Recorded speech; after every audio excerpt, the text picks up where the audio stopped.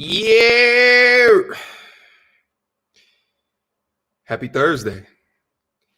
Leave a 1 for me down in the chat if you can see and or hear me. I changed one of my settings on the back end, so I want to make sure you guys can hear me and see me. Listen, much different stream today than what I normally do on this channel, but I wanted to get some knowledge. I wanted to get some information, and I wanted to get my perspective out. You understand what I'm saying? Because at the end of the day, I feel like if I'm not giving back information and knowledge, then I'm not doing everything that I can to try to help everyone else out here. You understand what I'm saying? So, all right, I'm starting to see some chats come in. Greg, what's good, my G? Yo, everybody loved like that. I started getting emails regarding the book link that you sent to me. You know, so thank you for sending that again, my G. Appreciate that. Patreon gang is in the building. Notification gang is in the building. Jonathan, I see you. I see you. Yes, sir. Kyle. Yeah, we're going to bring you up in here in a second, bro. We're going to bring you up here in a couple of minutes. Are we doing good? Javon, how are you? How are you? Listen, you guys getting notifications now? It's getting real. It's getting real. Happy Thursday to everybody. Listen, this is not the normal Red Cup talk. We're going to take the conversation from a much different perspective. Okay, I wanted to drop some knowledge and information on you guys from the tips, the tricks, the things that I put inside of my toolkit to start what it is that I do right now from the ground up. Listen, at the end of the day, I could sit over in my corner and continue to push out content and then not give the things that I've learned and not try to impart on you the knowledge. But I think that is selfish in my own right. And you guys already know I try to give you the tools within yourself to critically think about whether or not something makes sense for you or not.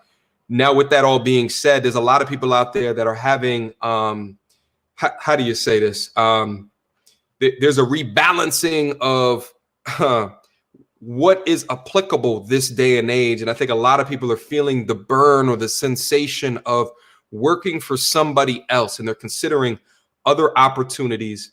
They're considering other ways in order to get that. And YouTube might be on their mind. It might be one of the ways that they are considering. So I want this to be kind of a classroom in nature. Right, I could be the teacher for the next hour or so. I want you guys to be able to ask questions. And then I want to come back in a little bit later, let's say like 20 minutes or something after I go through my couple of points. And I want to bring someone on, very special. You guys all know him, Kyle the Savage. It's not in the building because Kyle is starting up his own YouTube channel. And I wanted to be able to answer as well as his questions as well, because, you know, he's got the channel already created and he's got some other elements, some of the hardware that he's bought. And I wanted to answer some of his questions in a public format to more inform you guys as well. Okay. So again, step 1 of this is I'm going to go over my initial points. And then step 2 of this, I'm going to have Kyle come on and we're going to have a new conversation. And you guys are going to see Kyle like you haven't seen him before. I just seen him down in there and I was like, oh, shit. Yeah, he's moving. He's moving. You know, so listen, it's not Red Cup talk, but I got my Red Cup. But listen.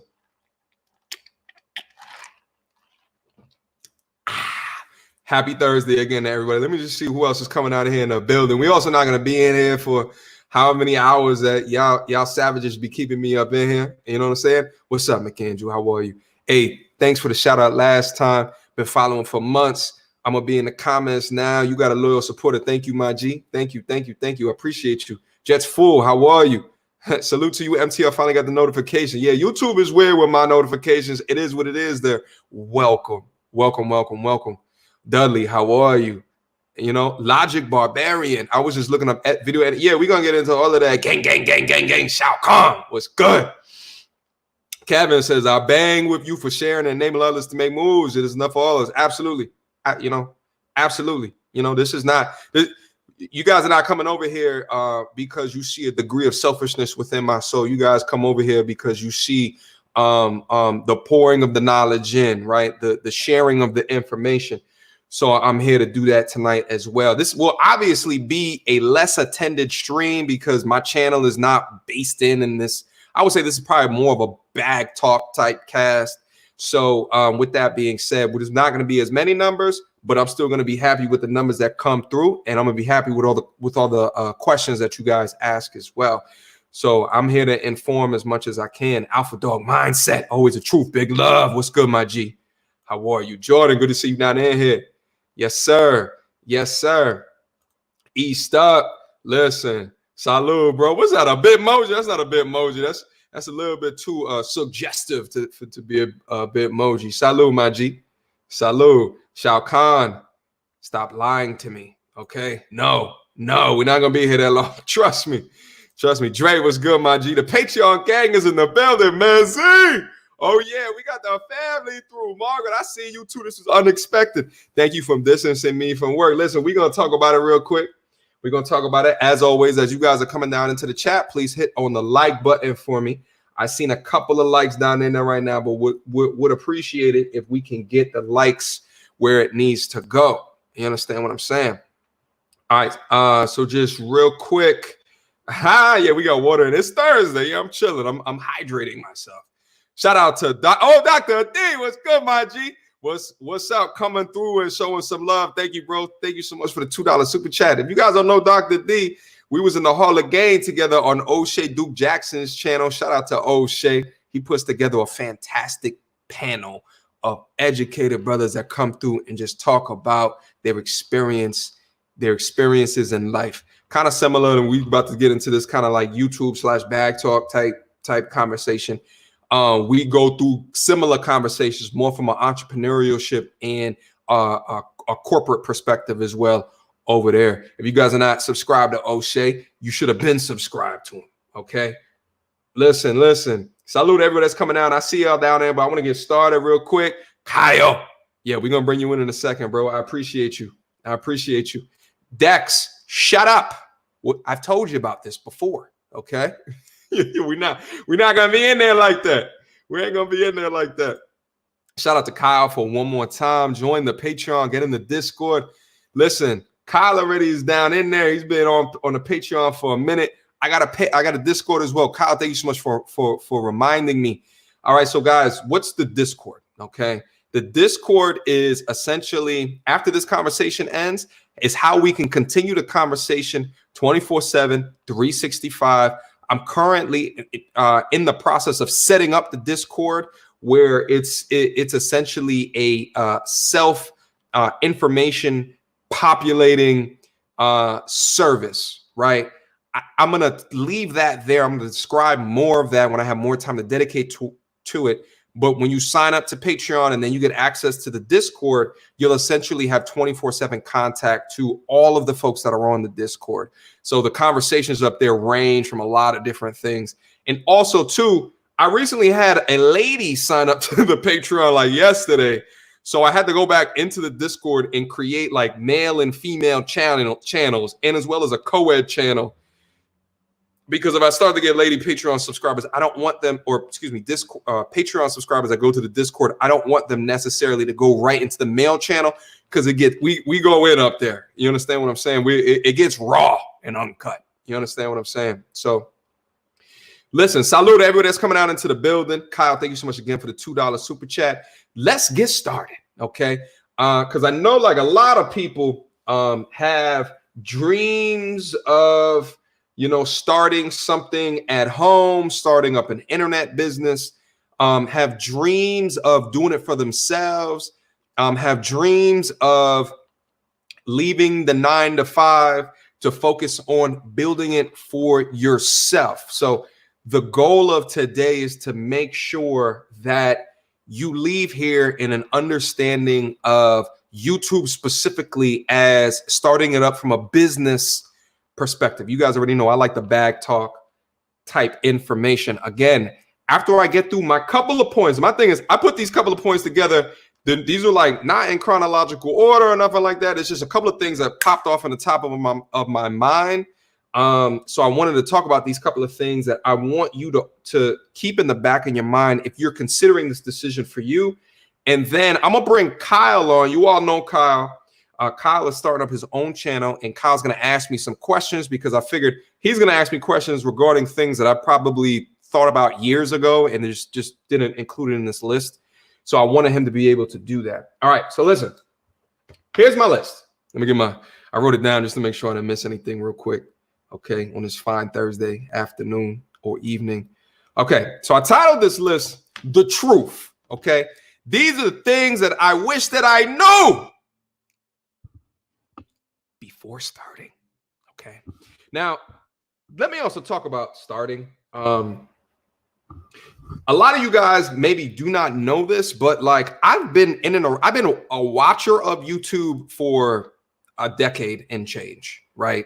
I started off watching like the Hodge twins. Like first, I was starting off watching like all these fitness channels and shit, and they were really, really, really big like a decade ago. Like, but I started off watching like the Hodge twins. I started off watching like Hot Damn My Rock, like all of these classic OG YouTubers. And I always kind of said to myself, like, yo, it would be dope if I could do it on my own. And I'll never forget this. It was like 2011. I bought a damn webcam, and then I recorded something, and I wish I had it to this day because I swear I'd play it right now. I recorded something, and I just locked my webcam away in a drawer, and I didn't look at it again for like another like 5-6 years because it was so like weird of an experience. It's one thing to like feel like you have like an extrovert personality. And feel like you can contribute something to a platform like this. But then it's another thing to actually record yourself and you're like looking at yourself react to different things. And there's like a cringiness that's associated with it. So I didn't want to bang with it after that. Okay. So that's the first thing. So I started it back then. Couple of years went by. So mind you, back when I started it, this was like around, I was in grad school at the time. So at the end of the day, I was like, well, I don't really have time to do it anyway, right? So I did it at that time. It was a bust. And then I went on with life. I graduated from grad school. I went and got a full-time gig at my employer. And then I just started working, right? Started working, started becoming successful, making dope money, okay? So I came to a point in my time where I had, through my experiences, had set out certain goals for myself, right? And one of those goals was to make the amount of money that I was making post business school. So I had achieved that goal when I graduated. And at the time I was like 28 or so.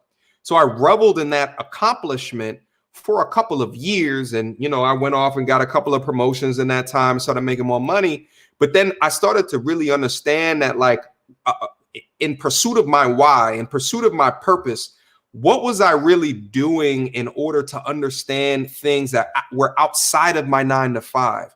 And it really started to become real and true within my understanding that, listen, out of things that you're doing, even though I went to double school in order to make the type of money that I was making at the time, and even though I was doing all that shit, it was bothering me at a core level that like none of it had to do with my legacy. Like none of it had to do with creating something from the bottom up. And it all had to do with exchanging my time for money. And at that point, being on my own, you know what I'm saying? Like not having kids, not married, going on all these trips and doing all of these things. And there's women around me and like, it was like good to a degree, but then I started thinking about like, what am I really contributing to the core value of myself? And one of the things within my core value is a couple of things. Number one, I've always loved technology, right? I've always loved technology from the absolute bottom of my heart. So I was thinking like, what is a way that I can do like tutorials or talk about technology and people will find interested in it? And also I've always been akin to the male perspective, right? I always, ever since like, passing into adulthood and understanding what media does to try to construe the male perspective or to shine light on or darkness on a man's perspective. I would always notice it, but never really, right? And within that, I've always had like a teacher spirit in myself. So within all that, Hold on, let me acknowledge some of these super chats real quick just to make sure I'm not disrespecting nobody. Shout out to Jets Fool. Thank you so much, bro, for the $5 super chat. There was always something new I learned in every video. Respect to you and everybody. MTO, your content is much appreciated. Salud. Thank you so much, bro. I appreciate the $5 super chat. All right. Red Pill Fano. Oh, Sean Bills in the building. Thank you so much, bro, for the $2 super chat. Dirty Dan, Big OG. Thank you so much, bro, for the $5 super chat. Let these men know that if they aren't easy on the eye, stay behind the camera, pause. Some guys may make YouTube look easier than it is. Yeah, it's not easy. That's all I was trying to say earlier. Like even me, you guys see me up here affable and shit like that during the Red Cup Talk live streams, but trust and believe, and this is actually going to be one of the topics I was going to get on. A lot of people, you cannot expect to get up on here and be the LeBron James of streaming or the LeBron James of recording content. The same 100,000 hours that LeBron puts into the gym to be LeBron, you got to put that into doing this. And a lot of that deals with a lot of failure within that. So we'll get into the failures here in a second. But thank you so much, bro. I appreciate that. Anyway, listen. So back in like 2016, all right. So let's say like 3 years after I had accomplished this goal, I was going off in life, I was being successful. I decided, hey, I'm tired of spending all of my time, all of my free time, either watching TV, playing video games, up at the bar, messing with some chicks that I know I should not be messing with.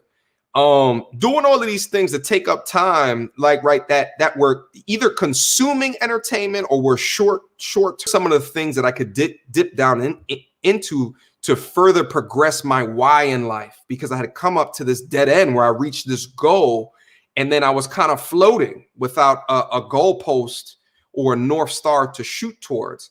So I became a hobbyist. I started trying a whole bunch of different shit. Two of those shits are kind of related. One was starting to understand how to be a photographer. And then within that, I also had a camera. So I was like, damn, I might as well try to do this YouTube shit again. Okay. That's how it started. Now, getting in from there, what I want to also tell you guys too, I'll fast forward to where I'm at right now. I had 3 iterations of this YouTube channel. 3. The same damn name, which is why the name doesn't really make that much sense. I just kept the name. I even had a video that I created where I talked about me changing the name. I just never changed the name. But I had 3 iterations. The first iteration was about how do I give tutorials and review things within pop culture, right? And then also talk about technology. The second iteration of the channel, so I did that for about a year. It flopped. The second channel, same channel, different theme. I dipped down in the cryptocurrencies, right? So I was literally, I had bought a bunch of cryptocurrencies and I was just uploading videos about my progression within it, okay? And then the whole market went belly up at the beginning of 2018. So then I took a long pause off of that shit. Now, this is the iteration that I'm at right now, which is talking through, you guys already know what the hell I talked to. I ain't even got to get into detail. Anyway, that's the context. Here's a couple of things that I want to hit on, and then let me bring up Kyle on. Here's the first thing, okay? Hold on, let me take a sip with my goddamn thumb out so you show me respect. Hold on. Cheers, my G's. It's not Red Cup talk, but, it's a Red Cup feeling that I'm getting right now. You understand what I'm saying? Here's a couple of things that I wanted to hit on. Number 1, all right? Understand your why. Understand the reason for why you want to do this. The understanding of why you want to put this particular foot forward has to be readily clear within your mind. What are your goals by doing this? This is very key because there's a lot of folks here that start off as a hobby, right? There's a lot of folks that start off here as, listen, I want to make money on YouTube. You have to understand the why behind that, because the why is going to drive the tactics, okay? going about this from the perspective of a hobby is a lot different than going about this from the perspective of a business. Those are two very different things. Okay. I know you might call them a YouTuber because you look at their account and they have like 10,000 subscribers that treat it like a hobby and want nothing else from this than to just communicate with people. And they are goddamn happy with that. At least from what I can understand, they are happy with that. Okay. Going at this in terms of a business, in terms of, how can I reach an audience large enough where I can make substantial active and passive income, right? When I say active income, it's the time that you're that you are spending to generate revenue. Passive income is things that you've created at some point, and then you put it up into the sphere, and it makes money without you dedicating time towards it.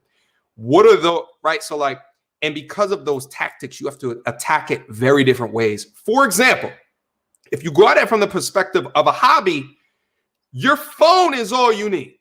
Okay, your phone, your what do they call it on the AirPods or whatever, your Bluetooth, your phone, you click the upload button and boom, you good to go. There's not much else that you have to do or worry about if you come at it from a hobby perspective. Okay. Now, I originally came at it from a hobby perspective. Okay. Just like throwing things up and just seeing like how they stuck and how it went. And it was a good like time waste out of my day. But I also went up during the time where there wasn't a minimum of 1,000 subscribers.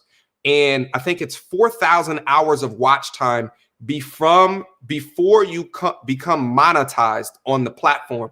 So I would throw up a video and I might see like $1 or $2 in ad revenue. And I'm like, shit, like this is just a hobby. I don't know what I'm doing, but that's $3 I didn't have yesterday. That's like 40% of a Chipotle. You know what I'm saying?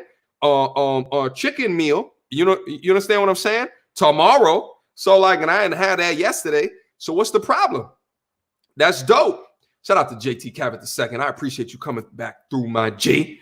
I know that you heavy on the red pill content. So thank you for coming through and thank you for supporting, my G. Okay. Now, so now that I attacked it from a business perspective, there was a lot of other things that I had to put into my palette. But that's what I would say is the first thing.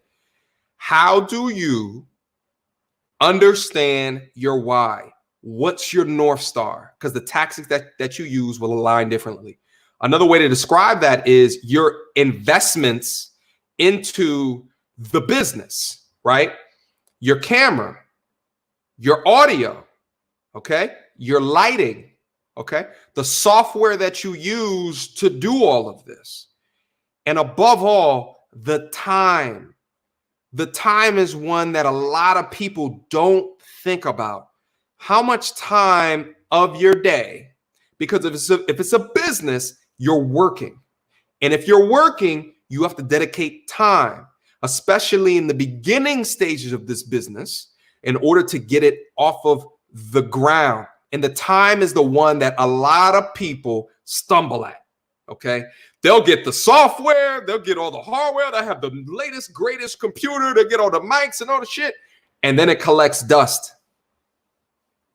It collects dust. It collects dust. So how are you understanding the time that you want to dedicate? The time that I dedicated to even get to here, which is just like, I appreciate all y'all, but it's like just a minimally successful, endeavor. Okay. It's minimally successful right now. It's still successful, but it's minimally from where I want to go. We still got mountains to climb. Shout out to Kenny B. Thank you so much for the $2 super chat. Class is in session today. You understand what I'm saying? Yeah. Let's continue to talk about it. All right. So understand your why. Okay. Because it is work. Okay. And that was actually my next point. This is work. Okay. So select something that you are passionate about. Okay.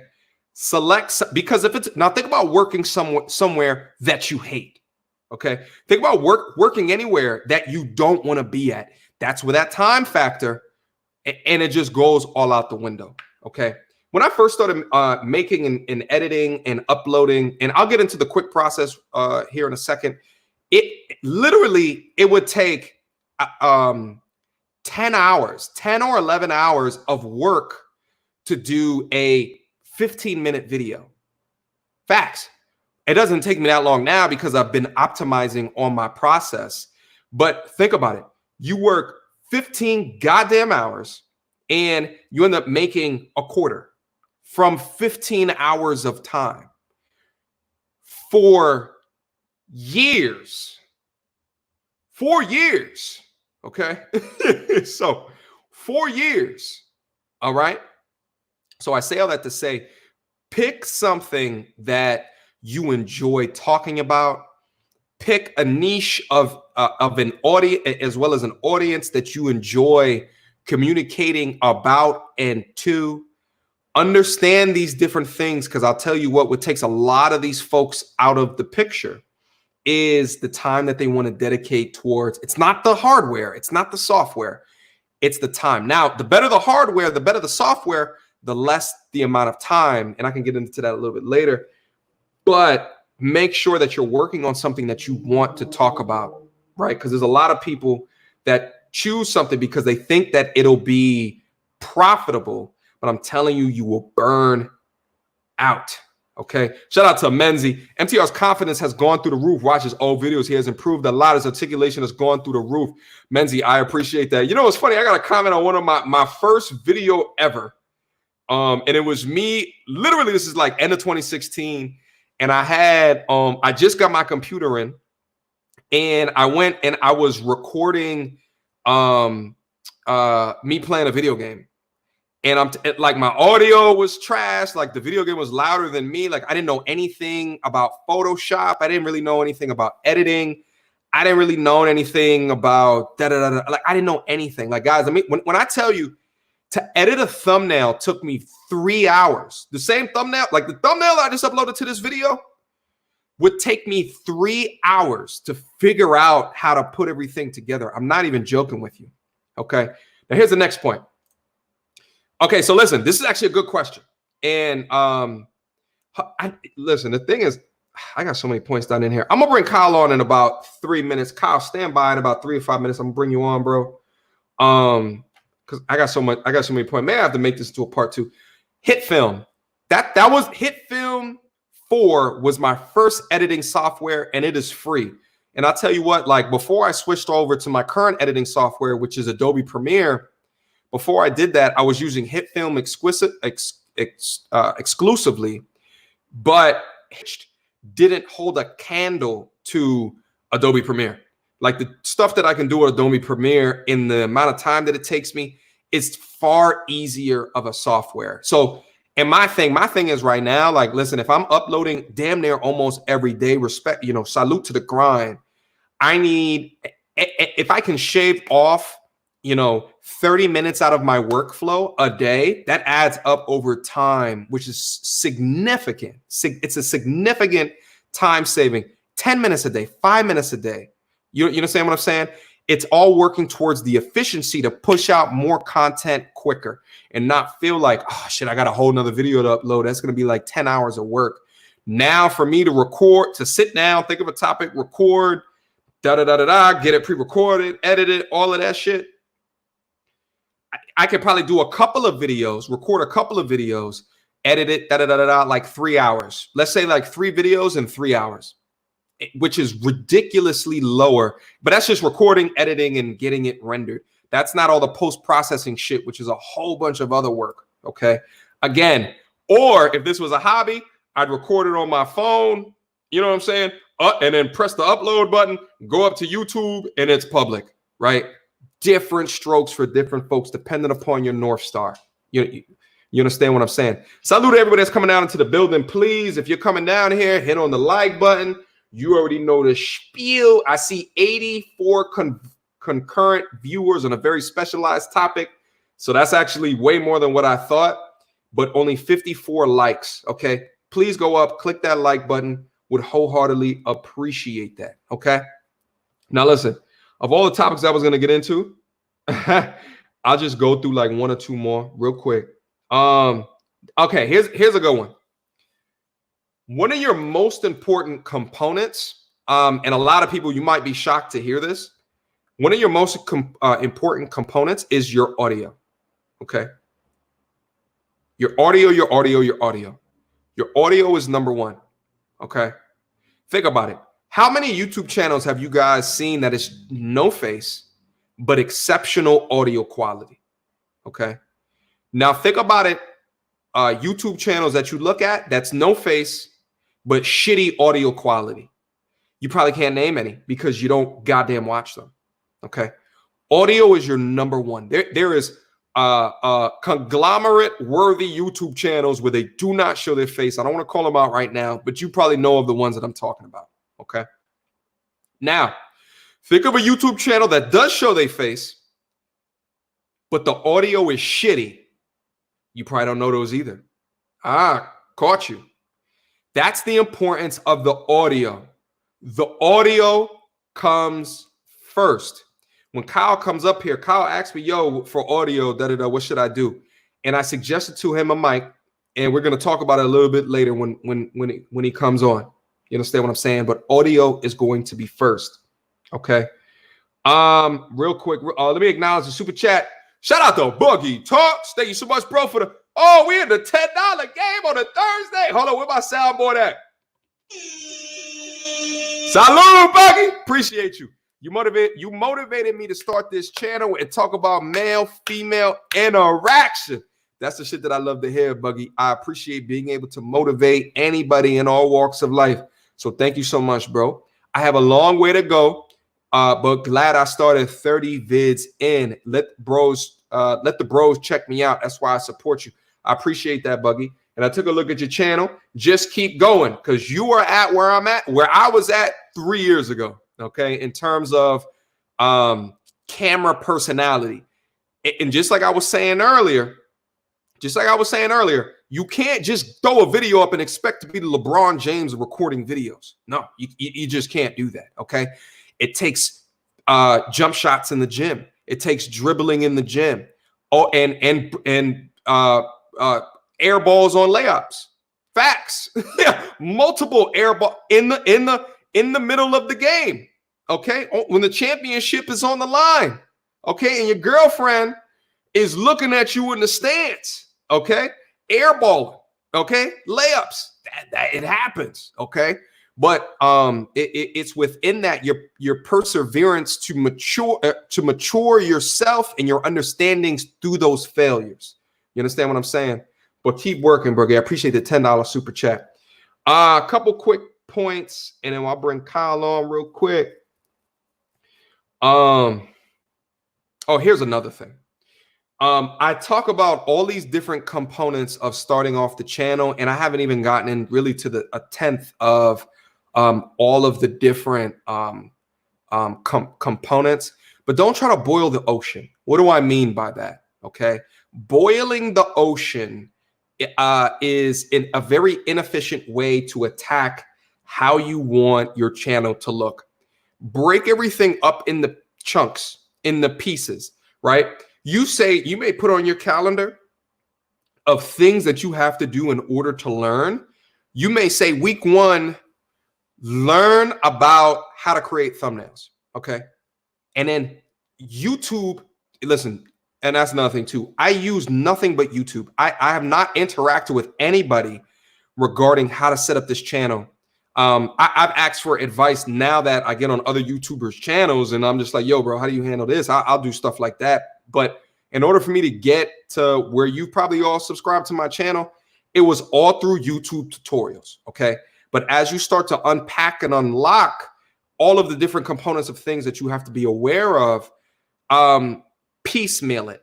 Don't get overwhelmed with all of the things from the recording process, creating like words to say, your brand, your identity, acknowledging your audience, how you're going to greet people, your moniker, your logo, how to record, how to hit the record button to edit, to what's going to be your editing software, or what are you going to edit on? What's the laptop? What's the graphics cards in the laptop? What's the processor speed? What's the RAM? What mic am I going to use? Like, you know what I'm saying? Like, how I'm going to actually learn how to edit within the software that I'm editing on, right? Like, how am I going to render that? How am I going to actually create a YouTube account? How do I create a YouTube brand account? How do I get monetized?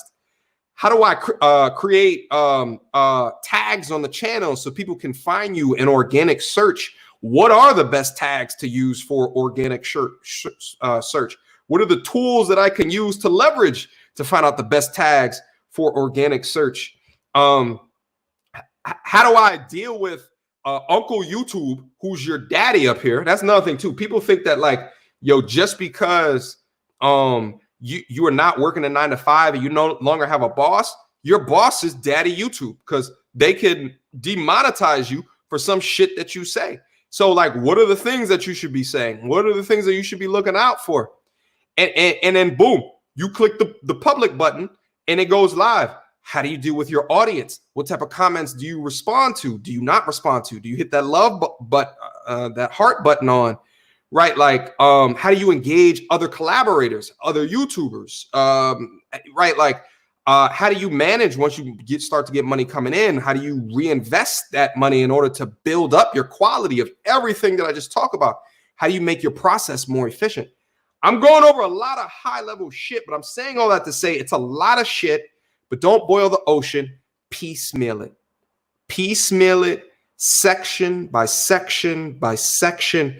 And gradually over time, over putting in the hours in the gym, it'll all start to become clearer. It'll all start to become readily more identifiable. It'll all start to become more realer and more tangible. And you'll hit those failures and you'll learn from those failures. You understand what I'm saying? I saw some super chats down in there. Let me acknowledge it real quick. Shout out to Buggy yet again for the $5 super chat. Yes, it takes time. My stuttering is almost out and words are flowing smoothly. Let's go. And that's the thing, but Buggy, iteration. The more that you do it, the more that you'll get your own cadence. I'm gonna share something with you guys real quick. I have a high degree of anxiety. Right. I do have anxiety. It's not like to the degree where I take medication for it, but I'm the type of dude, and this would surprise a lot of y'all, but you know, y'all my family, so we're gonna keep it cordial. We're gonna keep it candid up here. If I have to give public presentations, my heart jumps out my chest. Okay. To people that I know that can judge me, that will have an opinion upon me, my heart leaves my body. You understand what I'm saying?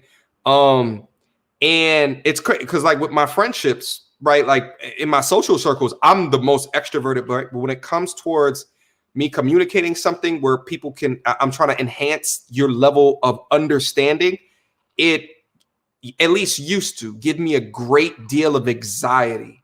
But because of even the repetitions and sitting within my degree of uncomfortability, like right here, right now, even in my walks of life at where I work at, my presentation skills have gone absolutely up and through the roof through constant hours of this right here. You understand what I'm saying? So, Buggy, just don't stop. If it's something that you like to do and you love to do, don't stop. Okay. Oh shit! Shout out to Uncle J. Oh, we've been missing you, my G. What's good? Haven't seen you down in here in a minute. Shout out for the $2 super chat. Yo, fam. Everyone can't do it the way we do it.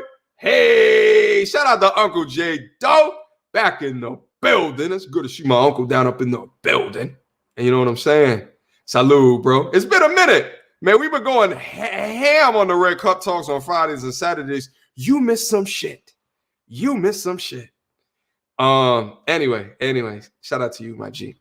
All right, listen. Let me see. Last point. Fuck it. I'm gonna bring Kyle on real quick. Because a lot of these extra points that I have in here probably gonna come up with a conversation as well. Now, reintroducing, and I say that because you guys haven't seen, all right, Kyle down in here before. Matter of fact, I'm not even sure if I should be calling him Kyle. You understand what I'm saying? Because he's got a YouTube channel with a name that's different than Kyle. With that being said, coming to the stage. Oh! Oh!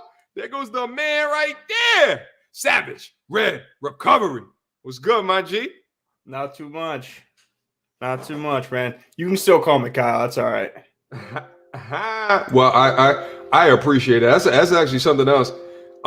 Me starting up under this channel name, I never intended my first name to get out there, but my guests keep on doxing me. So like, at least some of y'all, I'll say like 20% of y'all already know my first name. No one write it down in there. Okay. Well, anyway, bro. So I know you starting the channel and stuff like that. So like, I guess number one, like what's your content gonna be about? My content's going to be similar to yours in men bettering themselves, but I'm going to do it. I don't think that you do it so much this way, but there's a lot of emphasis on race when it comes to people in the chat. So I'm going to do everything I can just to do it as a man versus woman thing or a gender thing, not like white community or black community or any of that such thing. Got it, man. Got it. So listen. You getting love down in the building as well. My guy Kyle Official. Listen. And Kyle, and Phil. Oh shit. Oh, shout out to Buggy Talk. Shout out, bro. Bring me on too. Salute. Yeah, we're gonna have to run this back eventually because it's a lot of information, and I'm sure you guys are probably inundated with the amount of information that we're going through right now. Salute, Buggy. But Kyle, listen, and feel free to drop your link to your channel down in the comments as well. So folks know where you are at, but also too, I wanted to make sure that I got questions answered from you because I know that you used to be on your phone and then you reached out and you were like, yo, like what type of camera should I get? Like what type? I know you talk about audio, like what type of audio that I get? And I see you're no longer walking around your house on your phone. The camera is looking good. The sound is sounding good. So I just want to answer everything, bro. Well, I started looking at YouTube tutorials for like starting on a budget. Yeah. And like I got those questions answered. But I do have a nice long notepad here full of questions for you. Wow. I appreciate your preparedness. Thank you, bro. Okay, so the most important question. What do you do with your YouTube groupies? Oh, geez. You know what's interesting? You know what's funny about that is that now that some ladies are coming down into the channel, I do get like some messages on like, it's really only been on my Instagram, but I've got some messages and I'm just like, I should probably, because I always feel like I'm like someone's trying to set me up. I should probably not respond to this. You know what I'm saying? Like, so while you were talking, first question of shit. While you were talking, one of the females in the chat was like, "Oh, I got the notification, and I didn't realize he was so handsome." So we get it. He's pretty. We get it. Shit, not even. You understand what I'm saying? It's all a factor of good lighting and a good camera. That's it. I'm ugly in real life. You understand what I'm saying? Yeah, I get it. But kind of on that question, though, bro. Let me also because it made me think of something else. Remember back before I was talking about that time component, like now that people hit me up on email or Instagram or the YouTube comments and shit like that, like I've gotten to the point now where it's like literally I can't respond to everything. You understand what I'm saying? So it's like I have to be able because mind you, I work a full-time salary job, so like I have to be on deck like even in the evenings and shit like that. You know what I'm saying? Which is different than hourly because hourly generally when you're off the clock you don't have to think about the shit no more. But but my time and my availability is in such that I can now only interface with those if it's like value added in nature. I don't know if that makes sense, bro, but it's like I have to dedicate my time in a way that's continues to be beneficial for me because other than that, like people hit me up like, yo, what's up? Like, how do you do this, that, or third? I just can't get to everybody. So it's another thing to keep thinking through as your channel blows up. Well, anyone that wants to hit up MTR, make sure that you go to the Patreon, and if you become VIP, you can direct message him. Just saying. You know, that's actually a good point. I appreciate you bringing it up, bro. It's like in my mind as I think of like the hierarchy, like the Patreon is number one, because you guys have direct access to me, as opposed to on my YouTube, you know, through the YouTube channel or the Instagram or email. It's like it's direct access, but not really, because those are just kind of like they're non-value added additions until I try to make them value added. I don't know if that makes sense, but Patreon is a value at a particular time into perpetuity as long as people are continuing to. So I consider Patreon as like the inside circle. I don't know if that makes sense, but yeah. You have to like dedicate your time to more of the value added activities, as opposed to the non-value added activities. You understand what I'm saying? Well, yeah, like it's easy because when you're getting emails, like you're getting emails, I get all sorts of emails. I don't check every email I get. Yeah. But if you have a Patreon subscriber, they're paying you, like they're supporting your content. So like you owe something to them because they believe in you. I can totally get that. Yeah, and that's also the concept behind the super chats in the live stream. And also the super chats, YouTube takes 30% out of the super chats. I don't know if anyone down in here knows that. So it's a significant amount. Every time that I think about that, all I think is like, yo, can you imagine the millions upon millions that YouTube is making? Like, it's just crazy. That's why I told you earlier, get a Venmo and a Cash App. Facts. Well, so the thing is like, I thought about the Venmo and the Cash App, and honestly, I do have a Cash App. But the problem is that I then can't, right? Like people like to see the messages in color. They like to see it on the screen. So it takes away some of the capabilities. It does. People can still send you super chats, but instead of doing a $50 super chat, they can hit you with a $5 super chat and send $45 to the Cash App. That way that they can still get their message out, but they can also directly give you the money for your content instead of paying 30 to 35% to YouTube. Yo, that's actually a fantastic point that I hadn't thought about. You see the benefit of politicking with your bros, you know. And shout out to Kyle as well, because what the hell is that, a cat? Oh, that's your dog in the background tripping. Yeah, that's my dog. Shout out to Kyle as well, because Kyle actually, I was talking with Kyle and he was like, yo, you talk about your like what you drink during the Red Cup talks. I don't think that you should do that. And for XYZ reason, I was like, yeah, bro, you actually right. Like until they sponsor, you know what I'm saying? Like why talk about and big up these alcohols? You know what I'm saying? So well, not even that, but you don't know what YouTube's going to do in the future. And the way that YouTube works, they backtrack.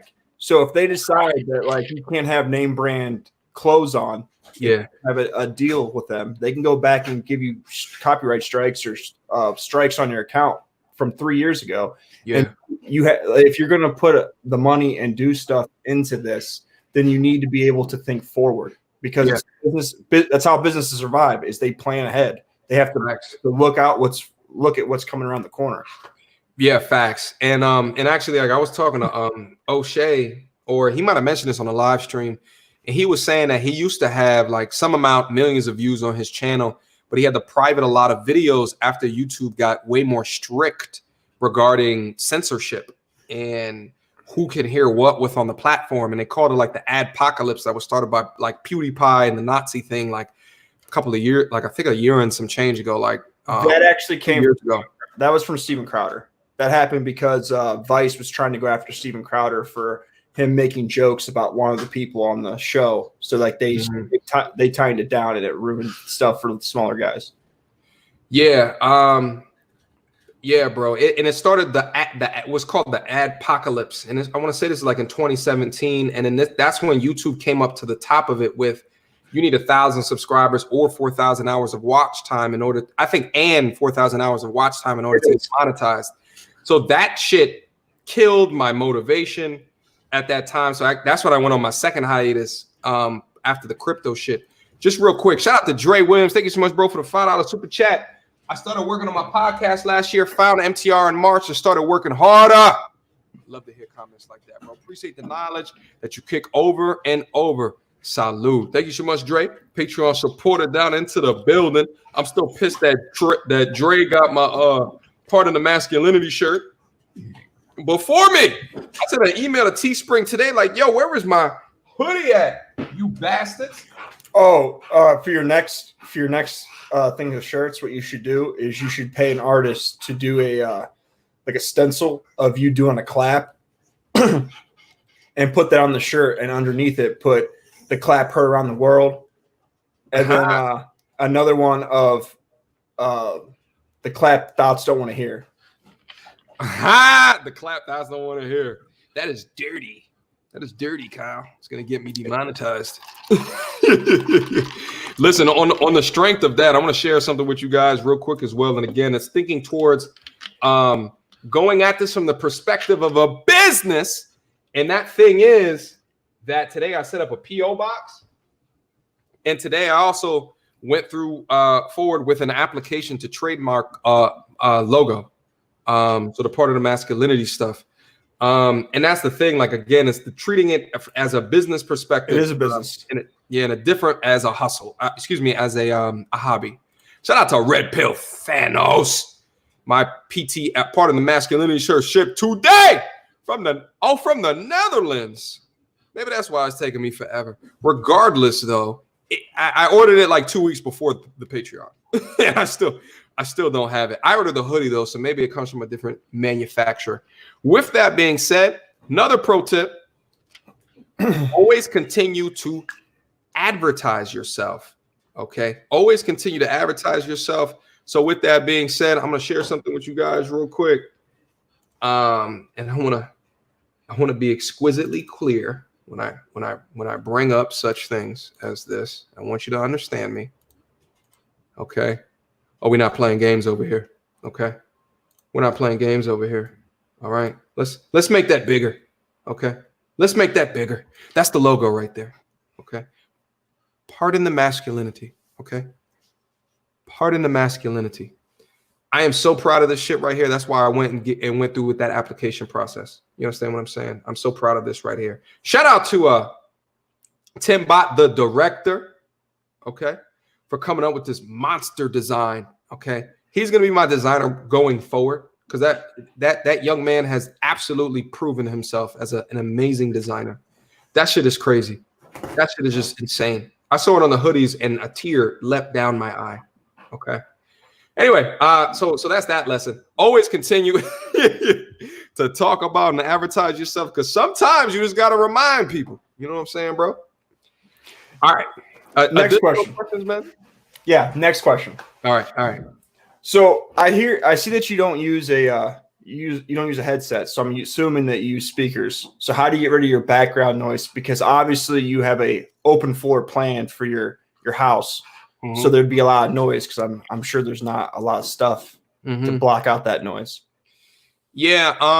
So I would say like a couple of things you have to think about. You have to think about the quality of your mic.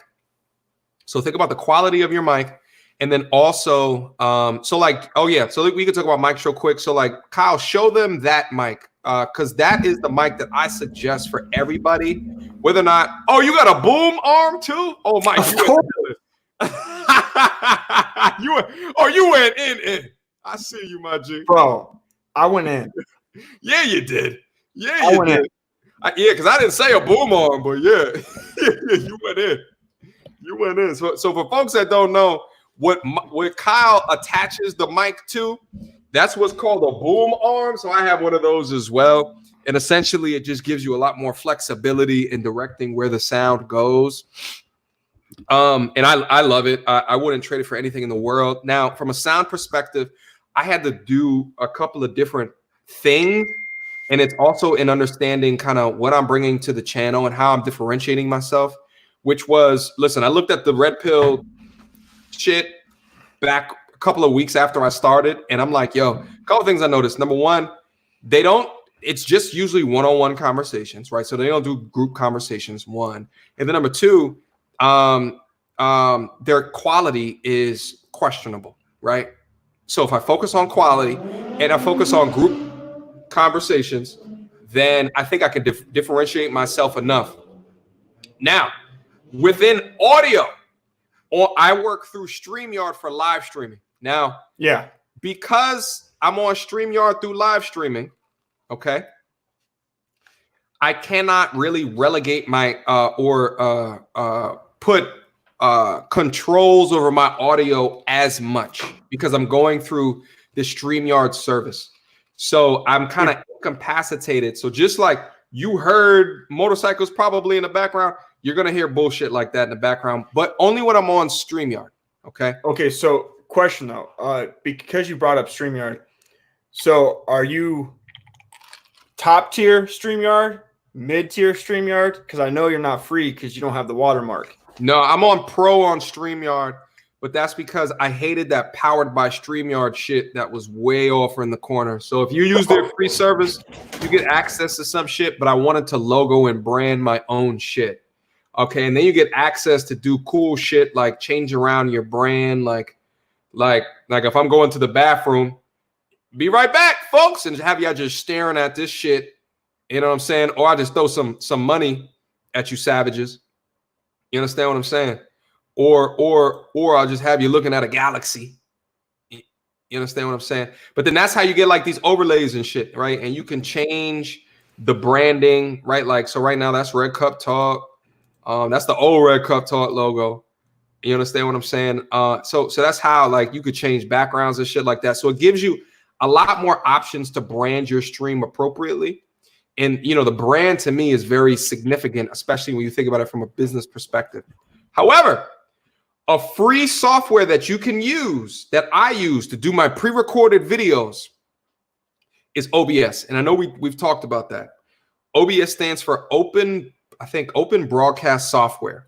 That's what I use for all of my pre-recorded videos. On OBS, you have a function that is called, I think it's called Noise Gate. Okay. Now, what Noise Gate does is it puts limiters on how low something should be heard to be picked up by the microphone and how high something should be heard to be picked up by the microphone. So if it's something very low, it's not going to pick it up. You have to set it according to how you speak. If it's something that's very high, it's not going to pick up very high sounds as well. So you can set up this noise gate in order to control the lows and the highs. Now, a negative component about that is I did a video with someone who speaks very low. It was like a 40-minute video. I went and the noise gate was on. And I went back and looked at the video, and her words weren't picked up at all. So I had a video that I just had to throw away because of this noise gate thing. So I would say if you want to turn that on, just be cognizant if it's anyone else than you speaking into the mic, okay? Because their pitch, their tone, their how do you say, like how bombastic that they are is going to maybe different than yours, so it may cut off their words, okay? Another pro tip is learning about the different types of microphones. So the microphone that you have is called a condenser microphone. Yeah. That's different than this microphone. This is called a shotgun microphone. The reason why I got this microphone is because of the group conversations that are happening. Yeah. And with a shotgun microphone, it can pick up group conversations from a distance away. And I didn't want my microphone to take up a component of, there's nothing wrong with it, but I just didn't want to for the quality of my image. The microphone that you have over there is called a condenser microphone. The closer that you get up to a condenser microphone, the better the audio quality. Yeah. Okay? Which is important because you have that boom arm. So really you can bring it up close to your face. So like if you lessen the gain and speak right into it, that's the best audio quality. Okay. If you have to go so far away, you have to turn up the gain, the audio quality is going to sound like shit. So I would recommend that as you use the boom arc, lower down the gain and then put it directly into your mouth and then set it to what's called cartoid. And then that's to only get sound from right in front of you in the cone right in front of you. So yeah, and like when people do studios, they have a mic that's it's an isolating mic, so that they can isolate sound on each thing. Yeah, Yeah, and that's for a more controlled environment of recording. yeah. And Greg got it right. It was Mo. I was so pissed. I wanted to rip the chair out from under it. You know what I'm saying? You kind of went over this already, but I'm just going to ask the question so you can go in depth on it. How bad were your first videos? Terrible, bro. Terrible. They were terrible. They were embarrassing. They were terrible. Like my first couple, I would never throw up on YouTube. I don't know when maybe at some point, right? Like the very first one that I did back when I was in grad school, like that one, I don't even know where that one's. I had a different computer at the time, so that one's gone forever. But like when I first started to put up like step one, like number one, my face wasn't on here. It was just my Yeti microphone, and then like I would take in like record in OBS, and then I would also record in a application called Audacity. And Audacity is like a sound recording application. And actually, like one of the best things about Audacity is that like you can go back later and change components of your sound. You can edit, you can chop shit up, and you can go back and like make your voice sound more boomier, more bassier. You can increase the gain on it to make your voice louder. Like it has a lot of different editing options, and it's for free. So how long did it take you to get to where you felt like you knew a little bit about what you were doing? Like how long did it take you in your recording to feel confident and like you might be going somewhere with this? I would say I had spurts of good question, by the way, bro. So I would say like I had spurts of understanding where I might be able to take it. But they would be spurts. So it'd be like, I'd see a good comment like, yo, good content. And I'd be like, yeah, I feel good about myself. And then there was, there was periods of like a month and a half where I wouldn't see anything like that. I'd feel like, okay, am I still good? And then I get another comment like, yo, you underrated, bro.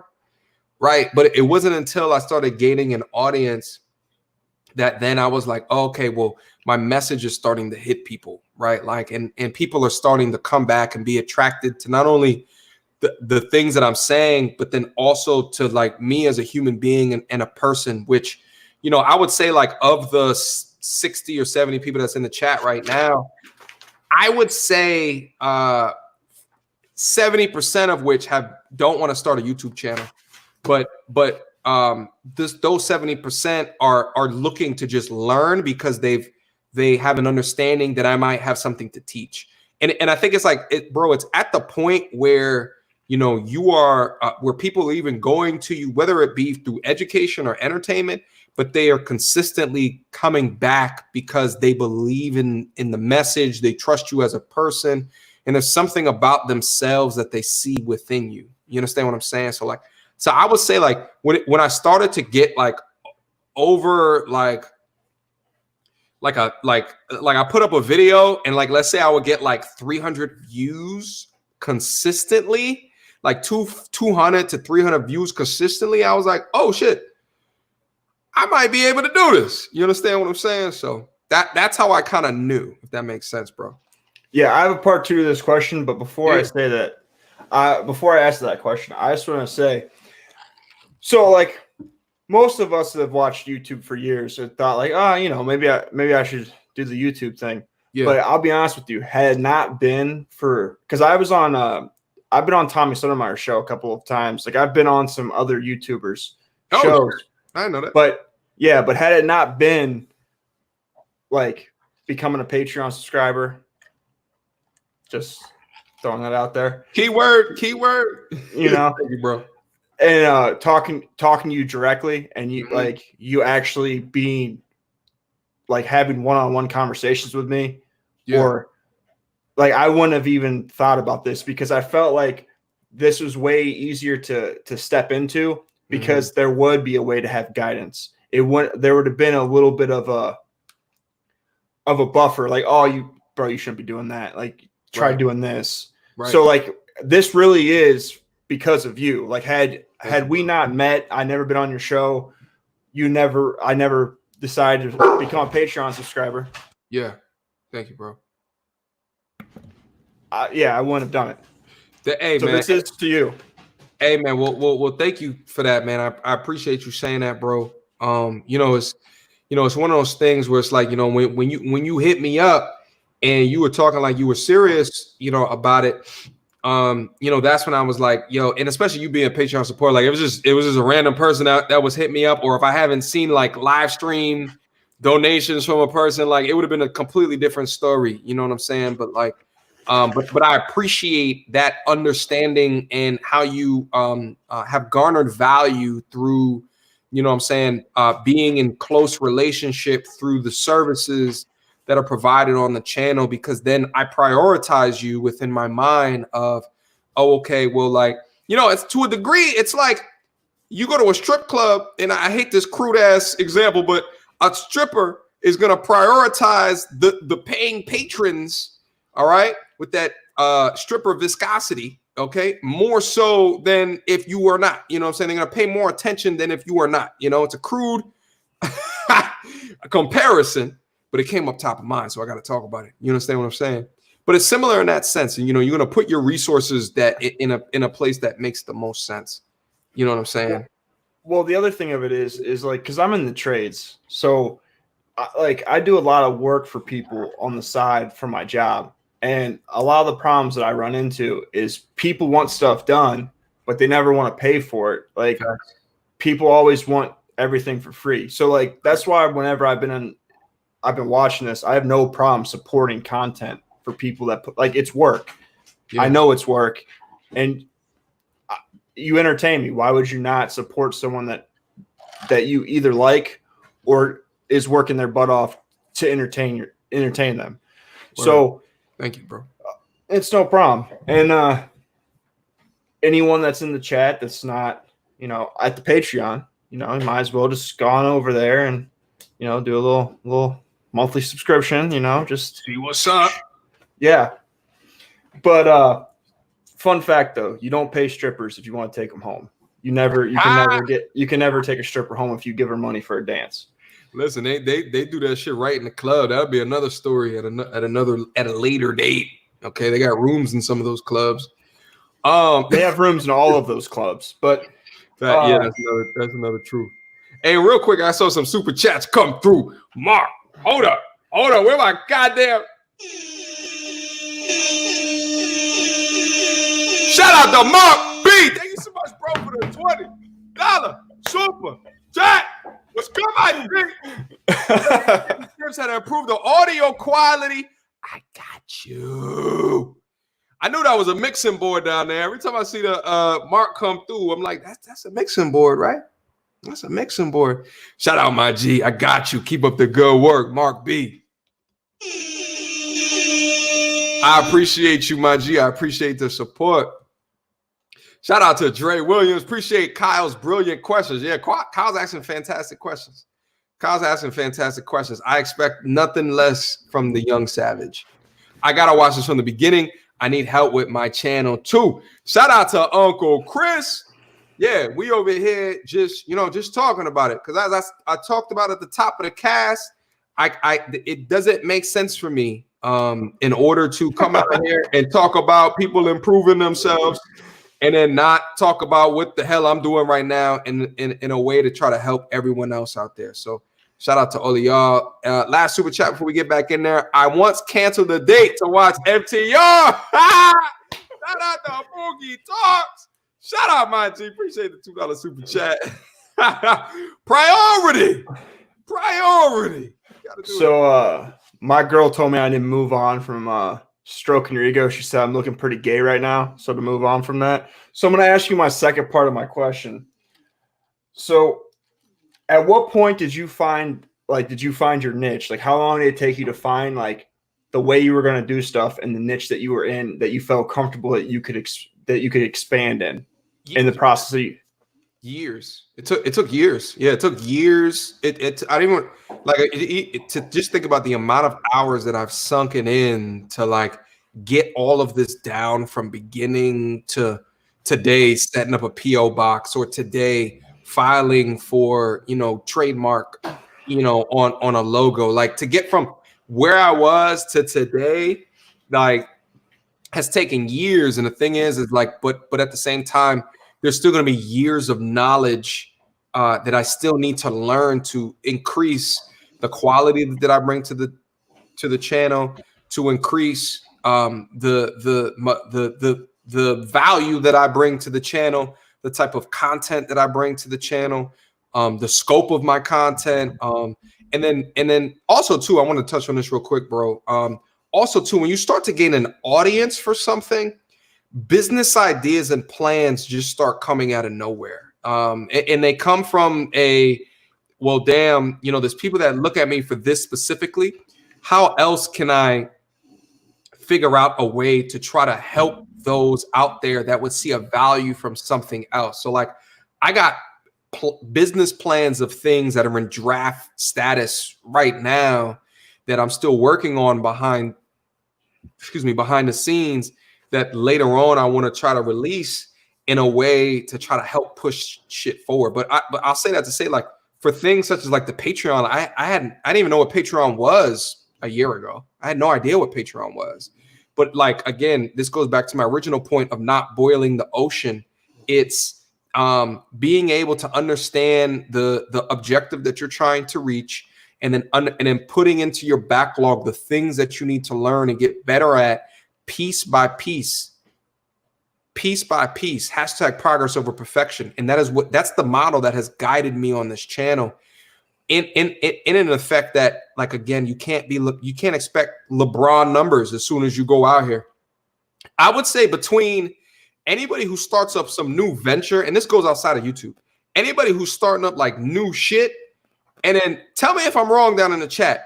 Oftentimes what you see is, you know what I mean? They started out, they let their friends know about it.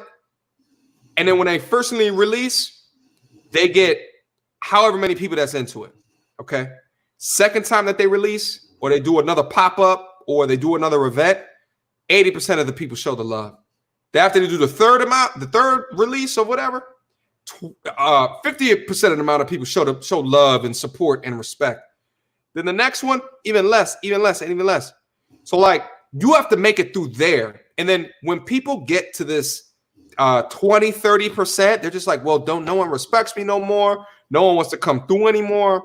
But that's what I say. That's when pressure busts pipes. Okay. It's when you get down there, when it's 0%, where all the people that you anticipated on supporting you, once you get there, if you can build a platform from that point, and you are, because the product is going to speak from itself, right? The content is going to speak for itself, right? And if it's speaking for yourself, you cannot rely on those that you may be having personal relationships with. You can't rely on those to always support, and then you start to build it organically. And if you get past that hump of that curve, and then you start to build it organically, because at first it's up here, and then it just, and then you get past that curve of organic building, organic, and then you might get a dip up, right? So like, as long as you make it past that particular point, that's the point that really, it's what's going to separate the men from the boys, right? That's really what will separate them, is being able to persevere past the struggle of feeling like you're in a space all by yourself, or you're all alone, or you have no help within that, bro. And that goes irrespective of all of this YouTube shit. That's any component or thing in life that you're trying to build up to another level. You have to understand being to persevere past that line of demarcation where you feel like you can't get above that water. Because I was there for years, just throwing shit up, 5 watches. And 4 of those watches were for me refreshing the page. You understand what I'm saying? Well, coming from my background, I know that whenever you're doing anything, that you can't rely on the people around you. Like, it's better for you to get someone that you don't know to believe in your dream than it is for someone that does know you, because they're either because they're friend or family, they think they can get a discount, or you're going to cut them a break. Yeah. Or their personal feelings about you are going to affect their idea of what you're presenting. Yeah. And then they want to lowball you on services. They want to lowball you on their product. Yeah, bro. Talk about it, man. But like, see, I've always had an entrepreneur mindset. Like, that's part of the reason why I'm such a savage, because I worked for myself for years doing illegal things. So like, when it comes to being able to turn a nickel into $1, into $10, into $1,000, that comes natural to me. Like, it's just part of my being. But next question I have for you, because I just want real to quick. off. Yeah. We still got time, but just real quick, I see Dr. BOA down in the chat right now. Fellow content creator, stay producing heat. Stay producing heat. Listen, Dr. BOA, shout out to Dr. BOA, by the way. I put it on my community chat post. He did a post, I want to say like 2 or 3 days ago, which was his top 10 red pill content creators. And he had me on that list, which is funny because I don't really consider myself a red pill content creator, but I was just humbled to be like within, the realm of greatness of the folks that he was mentioning in that video. So salute to Dr. BOA. I appreciate being amongst that, bro. I appreciate you, man. Absolutely. Let me see. Okay, I didn't miss any of the super chats. So yeah, bro. So what was your next question? Next question. If you go back and use hindsight, what would you do differently? Shit. Kyle came in with the heat. If I could go back, what would I do differently? Shit, this is a tough question.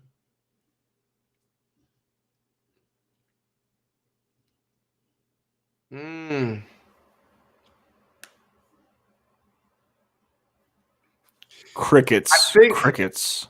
Yeah, no, this is a good question. Because there's things that I could have done differently, but like it was all a part of the learning experience. So I was trying to think of something that would give a lot of here's what I would have done differently. In watching my in the channel grow, and like this month has been the most successful month that I've had. I want to say. It's like, look at Grego's comment.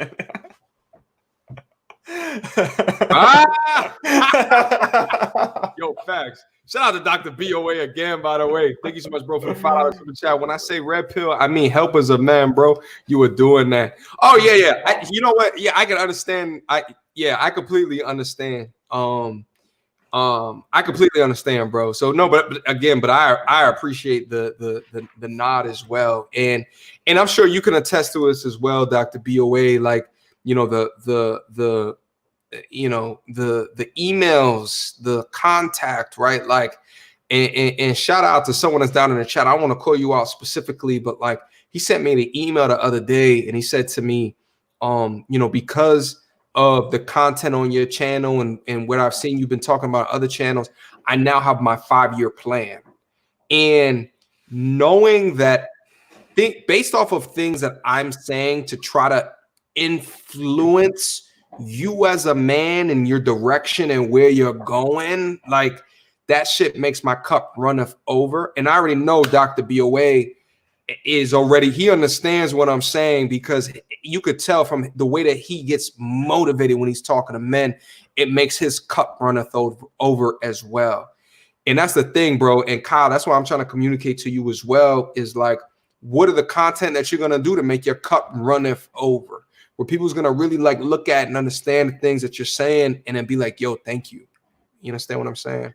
The one great thing, like, I think the contrast between the two of us is, like, I don't make what you make in your personal career, but the way that you're able to, you're financially sound from like a corporate standpoint and an educational standpoint of going to school. Mm-hmm. The contrast is you don't have any kids. Mm-hmm. You haven't been through the legal system. You don't know what it's like to have to personally be a man and go through the legal system, or to be a man and go through the family court. So I'm the good yin to your yang. So I feel like that's another thing that I can help guys with. Yeah, no, and you definitely can, bro. Like I always appreciate when you get on and you talk about like the family court system from a perspective that I don't know, or like raising a child, right? Like I because I can't talk to that. I can talk about it from the perspective of, oh, I have a friend that does that, and that actually brings up another good point, bro. Is collaborations with on the channel as well. You know, and to be honest, like when I started going live, I had no idea that I would be having folks come on and provide their perspective. You know, hashtag progress over perfection. But after I saw the value of being able to talk to people in real time about their situations as a way to bubble up information was really invaluable, you know, because I felt like it could take the conversation in a way where maybe I don't have a particular experience about it, but like either through the person talking about it or my reaction to it, it then goes on to further enhance the dialogue, right? Or enhance the perspective. You know what I'm saying? Great segue to my next question. Come on, let's bring it. So did this grow to what you thought it would have? Has it grown to what you thought it would become? Like, did you think that you would be sitting where you're at now? Like, did you ever, when you started doing this, did you think that this was where it was going to end up? Or did you have another idea of what was going to happen? You know what, bro? Like, I had an idea. So back in planning, like what I was going to do, my original thought was just throw shit up, right? Like that was my original thought. Wait, hold up. Shout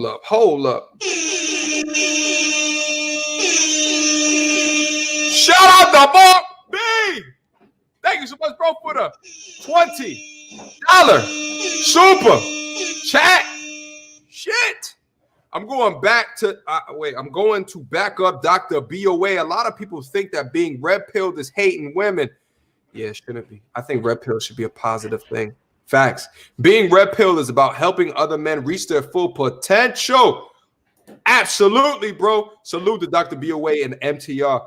Oh yeah, also too, I didn't give my public service announcement that if you guys haven't subscribed to Dr. BOA, you're missing out. Okay, go over there, hit the subscribe, hit the alert, and then come back. Kyle, drop your channel as well, bro. I don't know if you. I can't drop it from in here. No. Open up another tab on your browser and then go on to YouTube, and then click on the My Channel button, and then that URL that's in the My Channel, you could put that down into StreamYard. I could type into because over here on my StreamYard, it's not letting me. There's no bar for me to type into. That's because you're in private chat, bro. You could click on live. So it says, I'm in the live. And there's no comment box? There's none. Like I don't have a comment box. Well, how about this? We could do it like this. Go copy that URL and then go to my channel and then click on the live stream. And then once you click on it, the sound's gonna be on. So like mute the video and then put it down into the actual video. I got you. But anyway, yeah, Dr. BOA has fantastic content. I don't know how many times I'm gonna say that, but if you guys haven't gone through and subscribed to him, you missing out. Okay. Salute to Dr. BOA. And Mark B, salute to you for the $20 super chat. I appreciate you, my G. Listen, at the end of the day, here's what it is, guys. As Kyle's doing that, also go, please do understand that, like, when it comes to giving back, when it comes to sharing knowledge, right? Like within my, I do mentorship at work. I've done like Boys and Girls Club. So like to a degree, I was satiating that thirst to teach and to mentor, right? And to educate. I was satiating that through from a geographical perspective. I always felt like I was limited to a degree. I always felt like, damn, like, can I utilize my love of technology to inform more people irrespective of geography, right? So then YouTube would be that. I don't know if you guys noticed, but Google's the #1 search platform in the world. YouTube is #2. Okay, YouTube is #2, and guess who owns YouTube? Okay, I'm gonna mute you real quick, bro. Guess who owns YouTube? Okay, Google. Okay, so within that being said, YouTube is in terms of organic search, in terms of organic getting an organic audience, this is the place to be. You understand what I'm saying? This is the place to be, which is much different than like an Instagram. We could get into Instagram, but that's a completely different conversation. So real quick, salute again to Mark B. Thank you so much for the $20 super chat. So much information, so much knowledge during this stream. I see Kyle's not back in yet, so here's what I wanted to do.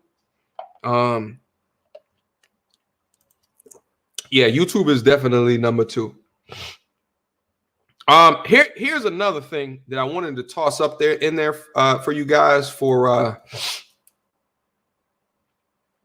as information. Once you start gaining an audience, you have to understand your audience. Okay. And that requires speaking or uploading content that speaks to your niche. Okay. And this is very important because when you say the word channel, you could think of the word channel the same way that you think of a channel on a TV. I'm like looking at my TV over there. That you look at a TV. When you go to a certain station, you know in a general what type of content that you are expecting when you go to a certain TV station. Okay. You go to Discovery Channel, you know you're probably gonna be learning some shit, you know, outside of the reality shows that they probably put on there. Okay. You go to MTV, at least back in the day, you would expect to see some music videos. Now you're gonna see some like, you know, young ass pop culture, millennial type shit, Gen Z type shit. But when you click on an MTR video, what you will see is generally types of videos that are within a certain bounds or a certain limits. So it's in an understanding of what that is and trying to adhere to the type of content that your audience appreciates will then go into making sure that you are uploading content that speaks for them. A key example of that is this live stream right here. This is more of a bag talk type of live stream, but like we only have like 60 to 70 people in here right now. Okay. That's because I'm not doing dating, relationship, marriage, feminism, you know, masculine type content. Okay. Tomorrow, when I do Red Cup Talk, the numbers are going to be way higher. Okay. Numbers are going to be way higher. So I would say like, once you figure out a niche, use the niche as data to understand what your audience is looking for you to be able to do. Okay. Kyle, I know you're back right now, bro. Any additional questions? Yeah, I still got more questions. All right, come on, brother. Come on. Did you think that you would get this big? You mean like height and weight? No, I was a pipsqueak in high school. You know what I'm saying? Like I didn't think I was gonna become a massive man. You know what I mean? Yeah, I wasn't asking if you thought you were going to be like a chiseled waist, pretty boy in your 30s. I was asking about the size of your channel. Oh, okay. Because I was here when you were under 10,000. When you were around, I think it was like 7,000 or 8,000. You've gotten thousands in the last few months. Yeah. I mean, this month alone has been 2,500, which is so stupid. You know what's crazy? As I did I was just talking about that market research shit, and I did a poll today that was like, "Yo, should I be old MTR or new MTR?" Kind of going forward after the social distancing shit. And I have most people that selected old MTR, but I think that's because most of my subscribers know old MTR, like pre-COVID MTR. So I feel like that the results of that survey were a little bit skewed because of my pre-existing audience. But the fact of the matter is that until I start going solo, I haven't had a month like this ever. You understand what I'm saying? Yeah, but the reason it's skewed is because you're asking, do you want to look at women or do you not want to look at women? Like that's the question you pretty much asked. Like that's That's what you asked. Well, I guess, but the thing is, like, I can have them live stream, like on a Friday night, Red Cup Talk. I can have them live stream in and they can see women there. But I think there's something special about having they asses right here, so I can look them in the eye as they say some shit that don't make sense. That's why I was telling you when we were doing the when we were talking, I was like, at some point we're gonna have to do a stream in the same place. Yeah. Oh yeah, yeah. Because we both in the Midwest. Listen, yeah, that shit would be crazy, bro. Yeah, I'm in Cleveland. Like, shit, I don't want to give out where I'm at because listen, you way more you way more prepared to deal with hostility as it might come your way. Because I tell you what, bro, I've had people recognize me in the town that I live, and it was the weirdest experience. Yeah, it's cool. You don't have to put where you're at. It's all good. I have a good idea of like the region you're in just because I'm from Ohio and I have family all over Ohio. Yeah. But yeah, also like everyone was seeing in the comments, like he's got a WWE chair. Yeah, I live in the hood, bro. We savages out here, okay? Does he? Yes, listen, if they're gonna talk about bro, let me comment on that real quick. Let me see.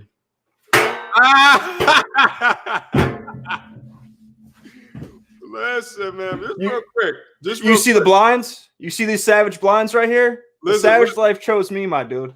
Kyle, listen, that's another thing too.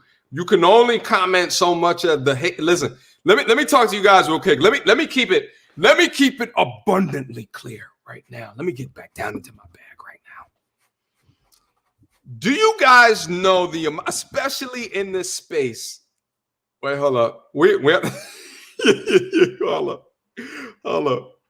That's funny. You gotta laugh at that. Just real quick, bro. Do you know? Can you guess? And I don't know how to quantify this question that I'm about to put up here. The amount of negative comments that I've seen. I mean, people that are like, bump my guess, but like, especially with dudes who come up on a channel, not only just seeing you, right, but are seeing a woman next to you, right? And then you're also talking about Red Pill comment. The amount of comments that I have gotten in respect to that like I just have to just look at it and ignore like my degree of diamond rock skin, right? Like when I stepped into this, I had decent skin, but now, bro, I mean, I see shit now. I'm just like, it doesn't even register anymore. You know what I mean? Listen, bro. So being on Tommy Sotomayor is a black audience. Being on your channel is a black audience.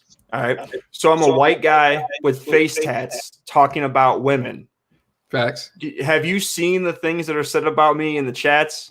No. Like I've been called a meth head. I've been told that no one wants my dollar that's got meth on it. Like they're so rude. But at the end of the day, I don't like it. Don't matter to me. It doesn't hurt my pocket. Like my pockets are good. Like yeah. A lot of these people that are on here say stupid stuff because they're on the internet. Like I live in the straight jungle out here, bro. No one's gonna just start saying that shit without knowing that it's gonna be bad. And that's the thing is, how do you compartmentalize it? You just know it's just the internet, and you're gonna get to the state, where people start treating you the same way that they might treat a Cardi B on their post, and just would unabashedly just write some insensitive shit that they don't even think about or consider, right? They just write the shit and then post it up under her.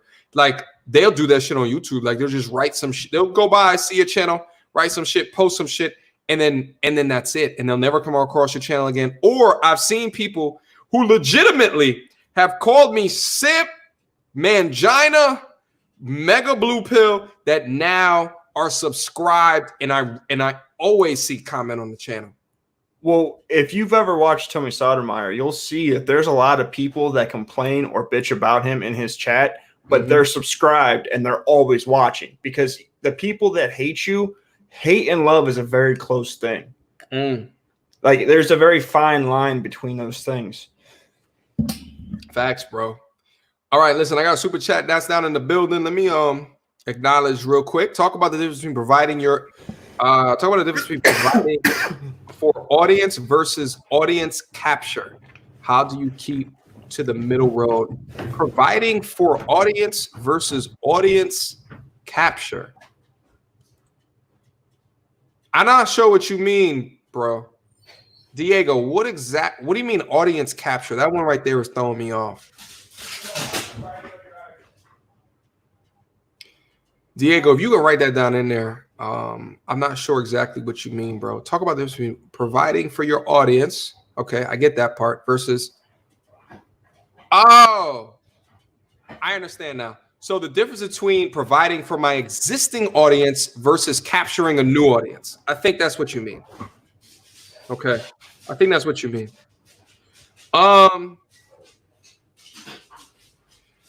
I think that those two should be one and the same. If you are sticking towards your North Star, which is where it is that you're trying to go, the things that you're doing to garner an audience should be relatively similar to the things that you're doing to capture an audience. And if you deviate from that, right, like let's say that like I'm providing red pill content for my current audience, and then I upload a gaming video, right, of me playing a video, that shit it may gain 1 or 2 new subscribers, but like my audience wouldn't bang with that. That's not why my audience comes to the channel. You understand what I'm saying? You know who actually went through that on a larger scale? PewDiePie, one of the most subscribed to YouTubers. He went through being a game playing channel to being like a reaction channel, or like a type of like vlog type of a channel, like, and he had to switch his audience to get comfortable with the new stage, but it wasn't that far different from his core of what problems that he was trying to solve. So like, hold on, bro, I'm gonna mute you real quick. So to a degree, in understanding what is it that you're trying to do? Like, as I said before, like I had a crypto channel and I didn't change channels during that time. You understand what I'm saying? So I had to garner a totally new audience off of the same channel and reacclimate within the YouTube algorithm how it should be placing me. But now that I found a niche that I can dive deep within, I'm just going forward with that, all while still keeping who I am and what I want to bring to the table and the goals that I have for myself at the forefront. You understand what I'm saying? But again, I'm at level 1 of 100. I still have a lot more to go. You understand what I'm saying?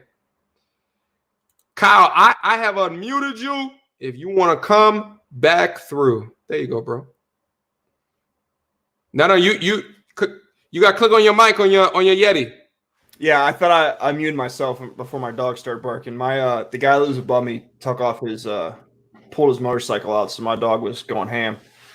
He went crazy. Shout out to the Bot Factory. Kyle, you'll have a huge audience. If you go the route of Quartz content, there's not enough info men can source from the ground level. Trust me, I'm a professional marketer and a father. Gang. Shout out to the Bot Factory. Thank you so much for the $10 super chat. And Kyle, once you start thinking about logos, you already know who to hit up. Yeah, actually, I need to write that. I need to write him down just to remember. For folks that do not know, that is the Bot Factory. Tim Bot down in the building. I'll hit you up. Do you have an email for him, or is there a way I can contact him? Tim Bot, if you can drop your email down in there, I want you guys to show respect. Okay, I want you guys to just show respect and love. Okay. Yeah, but like with a thick skin, couple things with a thick skin. Yeah, man, I'm gonna do with face tats. Like, I'm a white dude in a black neighborhood. Like, I've literally been hurt or been called. I was a junkie. I'm a criminal. Like, I've literally heard everything that could be said. Even when I was talking with Pip, she was trying to eggplant shame me over here. Like, oh shit. At the end of the day, bro, like, I know myself. Like, I've went from eating out of dumpsters to having an apartment to hitting you up like, hey, I'm going to make up a YouTube channel, and literally dropped and got everything in a week to Yeah. be able to have this. Like, and when I say everything in a week, I mean I had a phone, and that was it. Yeah. Like I didn't have a computer, I didn't have a mic, I didn't have a light kit, I didn't have a desk. Like I didn't have anything. Yeah. The whole reason I have this chair is because Amazon wasn't going to get me a chair until next week, and that's too long. Like I can't waste a week. But my next question for you. And real quick, bro, let me interject just a little bit of knowledge before your next question. Shout out to the Bot Factory. It's right there. Okay. IG Timbot, the director, hashtag, the Timbot director at gmail.com. And shout out to Cam. Cam does the beat on the exit of my videos right now. And that's the thing. I told you guys before, I'm trying to figure out how to make the family grow. Okay. I'm trying to figure out how to make the family grow at a ground floor level. Okay. If I have additional requests for beats, I'm going to hit up Cam. Okay. All right. I already got him written down. Yeah. If it's for logos, that's who I'm going to hit up, and we're going to grow from there. Okay. Let me take this back down. Another thing I want to hit on, bro, is just real quick, because a lot of what you're going to be doing is going to cause a lot of irony, right? So I say that to say, one of the things that I will always stay away from on this channel is the dramas, the beefs that are out there. Okay. And the reason why I wanted to bring this up is because it can be enticing, because controversy sells, right? And if you go down a controversial route, you at that current short-term moment, you might get an increase in the amount of people that are there. But those people are there for the incitement of drama. Okay.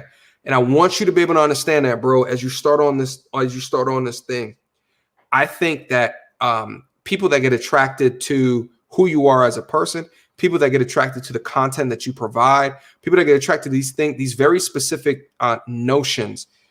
If you look at the ones who are successful on the channel, on YouTube, they are never involved in beefs, ever. Even think about your favorite red pill, AMS. When is AMS? Other people have tried to get at him, but when has he acknowledged it? Steph is cold. I haven't seen, and maybe just because I'm not as familiar with the deep catalog of the content, but when have they ever acknowledged drama? Okay, when have they ever acknowledged bullshit? And the fact of the matter is that, like, it can be enticing because it can increase real quickly in a short amount of time what it is that you're doing. But I go back to say that, in being within this drama and this gossip shit, number one, as a man, you shouldn't want that to be your development strategy going forward, from my perspective. Okay. I think that you should focus on the value that you provide, not the short term, let's subscribe to him or let's get on his channel because he starts bullshit. You understand what I'm saying? Yeah, man. Like I said, I'm cut from a different cloth. Like, if I'm not willing to fight over it, I'm not going to speak on it. It's just that simple. Mm-hmm. And that's a real way to live, bro. Like, and to me, when you say that, what that means to me is that it's not going to be important venture for you to do that, right? Like, it just, because at the end of the day, like, it doesn't matter that much to you in order to fight for, so you're not even going to deal with it on this platform. Okay. Yeah, if I'm not willing to go to jail over something, I don't need to speak on it. Just that simple. Mm-hmm. But Pip has a question for you in the comments, and I figured that it was a decent question, so you might want to hit it. If you don't want to look through, I'll read it to you. Yeah, go ahead, bro. I missed it. It says, MTR, do you have fear as though you've pigeonholed yourself with this channel's content? A lot of YouTube creators experience loss when they decide to branch out with their content. So I guess there's a two-part question.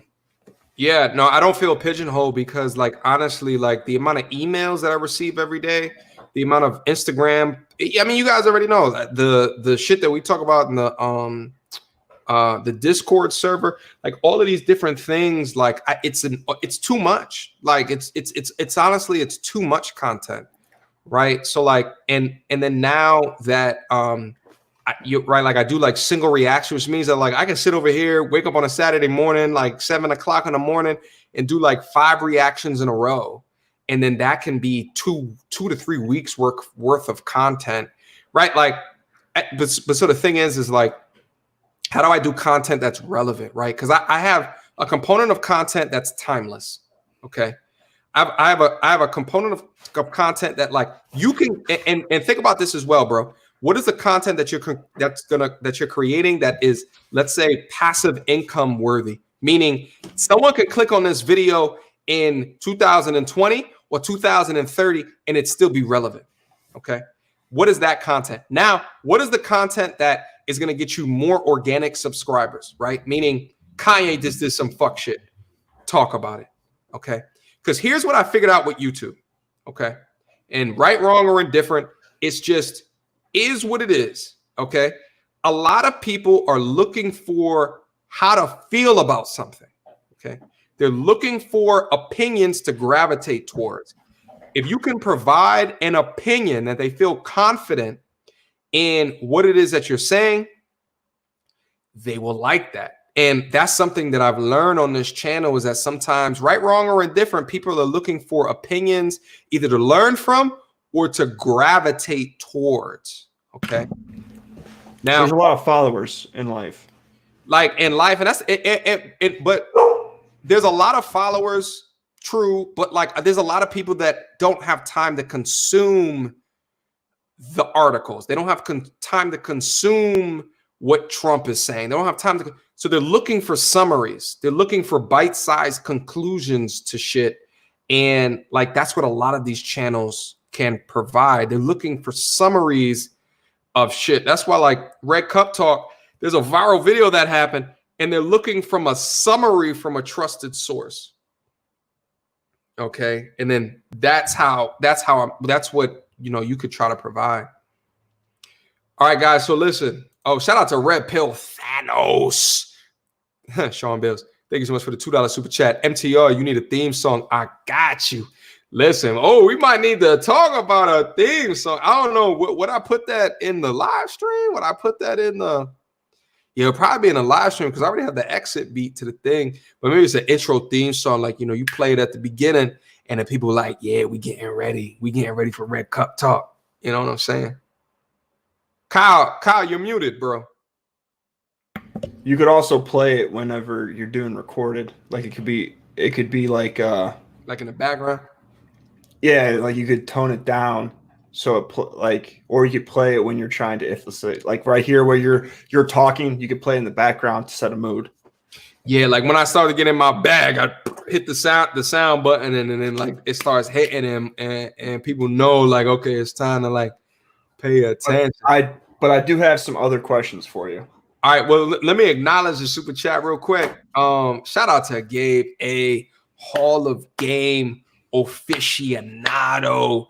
You understand what I'm saying? For those that don't know, Gabe A is the curator of the Hall of Game on O'Shea's channel. And then, like, guys, listen, like I talk about my shit on this channel. When I go on a Hall of Game, it's a totally different MTR. I go on a Hall of Game. And we try to hit it in the best way possible to help as many people out in the best way possible. But that shit would not be possible without Gabe A and without O'Shea as well. So salute to Gabe down in the building. Thank you so much, my G. I appreciate you. I appreciate you, man.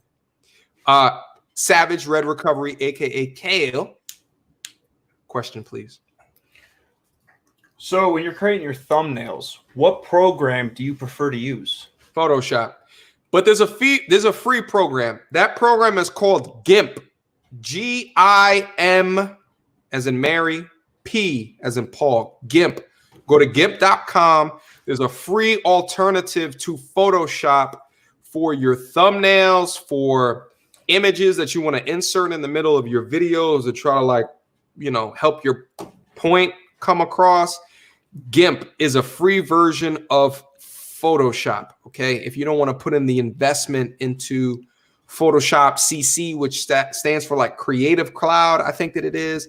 So Adobe changed their business model and it's done incredible for them.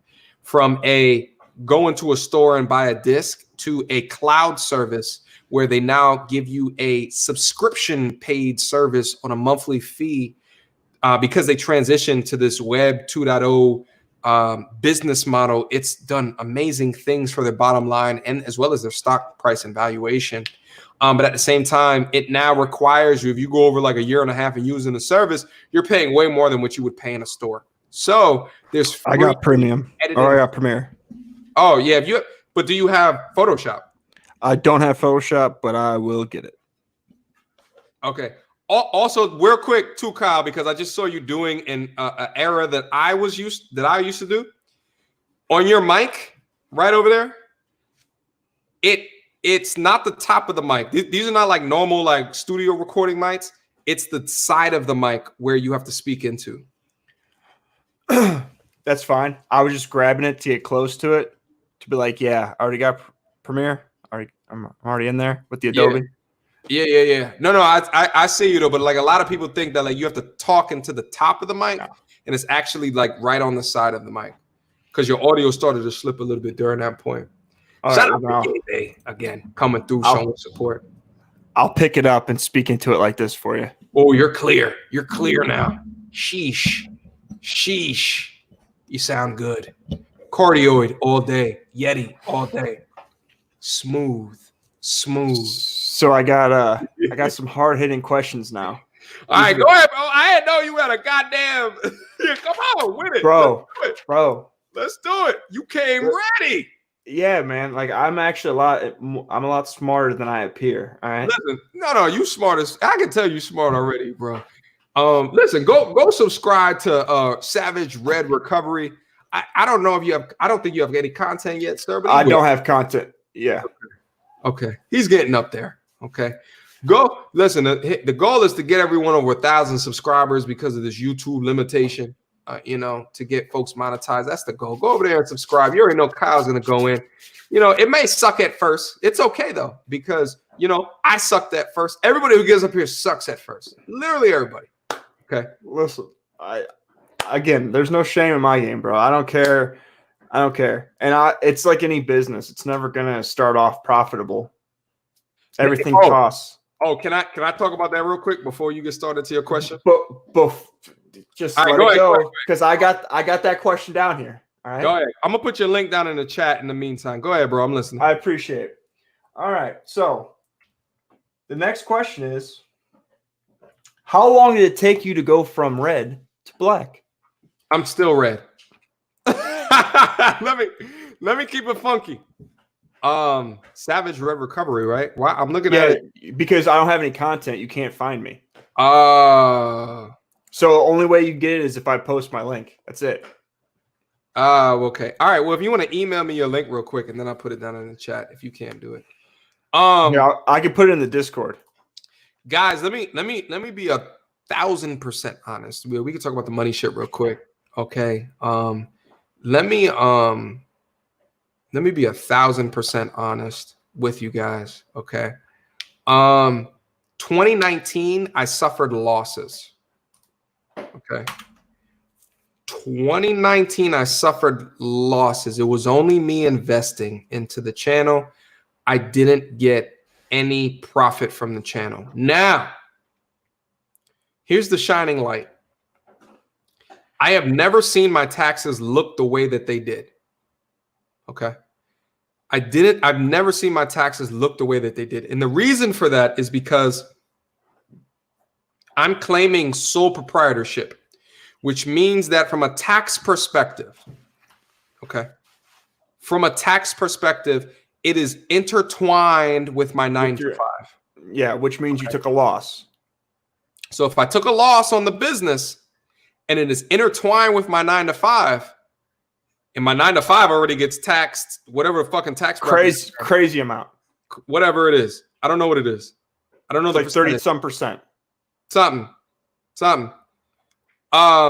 Then because I took a loss in this venture, I get those taxes back from that venture and that investment. And that's just America's way of saying that we love free enterprise. We love entrepreneurs. So we're going to show you love as within the creation of this business. Okay. Yeah. You offset your losses offset your income.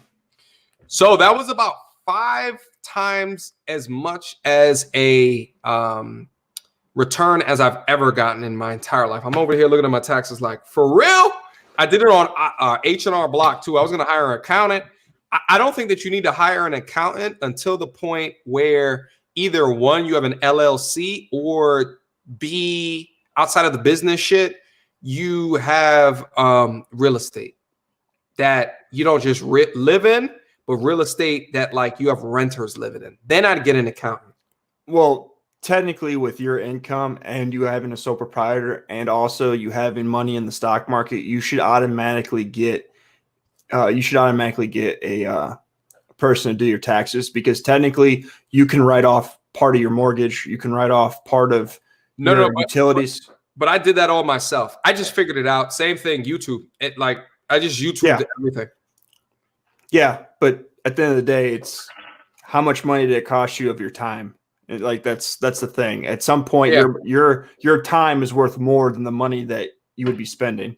Well, but I Googled some shit, and the dude was going to charge me like $300-400. Yeah, you don't go to H&R Block. H&R Block is no. It was a normal accountant. It was a normal accountant. I went through H&R Block and I went through their normal service where I do it myself, but I opted into the service where you can have a live chat person, and it ended up being like, I forget what the cost was, but it was way less than $300-400. It might have actually been $500 that I had a personal accountant quote me at. And the reason why I didn't go through the personal accountant, because he was asking me to do shit about like getting all my expenses and all my income. And I'm like, well, if I'm doing all of this, why can't I just go and just do my own taxes? So that's what I did. Also, real quick too, real quick, bro. And I'm sorry to cut you off, but this is a real quick thing. Set up your accounts before. I made the mistake of waiting till after, and then I had to retroactively go back, understand all my revenue that was coming in, all my expenses going out. Okay, and then I had to go through and catalog fucking everything. Okay. It's so much easier if you set up accounts that deal with the business as a sole proprietorship on its own. Yeah, I hit you up earlier before we went on stream and said that I was going to already get that together. Mm-hmm. But I just want to say, good looking Trump on the taxes. You know, shout out Trump. Shout out to Trump. Trump 2020. Go Trump. He's showing me love on my taxes. Shout out to Boogie Talks. Shout out my G. MTR, so you're saying it's okay? Yeah. It's incredibly okay to go W-2 rather than LLC. Again, at the point that you go LLC, the reason to go LLC is if you have a partner. No. And a liability. It depends what you define as partner. So like all of the people that I have coming up here, let's say I was to pay them for their time. You don't need to be an LLC for that, because they can be contractors to your sole proprietorship. Okay. Then you just pay them as if they are contractors. They're not attached to the business, but they are a contractor that you have contracted for a certain amount of time, and you gave a certain amount of money. Now, at the same time, if you give them less than, I want to say it's like $800 or like $1,200 per year, then they don't have to log that income. I forget what the amount was or is. And so what made you decide to choose the name Mediocre Tutorials and Reviews? That's a fantastic question. Let me get into that question just real quick, because I want to continue answering Boogie's question. But no, bro, you don't need to be an LLC for a YouTube channel. You can be a sole proprietor. Again, I would say LLC makes sense if you have rental income coming in. I think perhaps a LLC business incorporating yourself would make a lot more sense, because then an accountant can do their accounting shit to make sure that you're not paying all these extra fees that you can take advantage of as a limited liability corporation. Also too, from like a YouTube perspective, I don't really know much. So like the benefit might also be that you are separating yourself from the business, meaning you can set up an LLC, and if let's say you want to incur debt with that business, it's the business's debt. So if the business goes belly up, if you can't pay any credit that you've taken out, it's not incumbent on you as the human being, but it's incumbent on the business. So the business has to file bankruptcy, not you as a person. You can walk away unscathed. It also, if it comes down to child support, it's good to have an LLC that owns the things, because you don't own. It's not income. That's a great point. I didn't even think about that, bro. That's why I appreciate you. So like at the point that you become profitable, because 2019 I was not profitable. 2020 I will most likely be profitable. Now with that being said, because of that extra 5x that I received in my taxes last year, I'll be paying taxes this year. Okay. So when you know that you're going to be paying taxes, make sure that you create an account where you take 30% of your generated income and you just stash it. Don't even worry about it.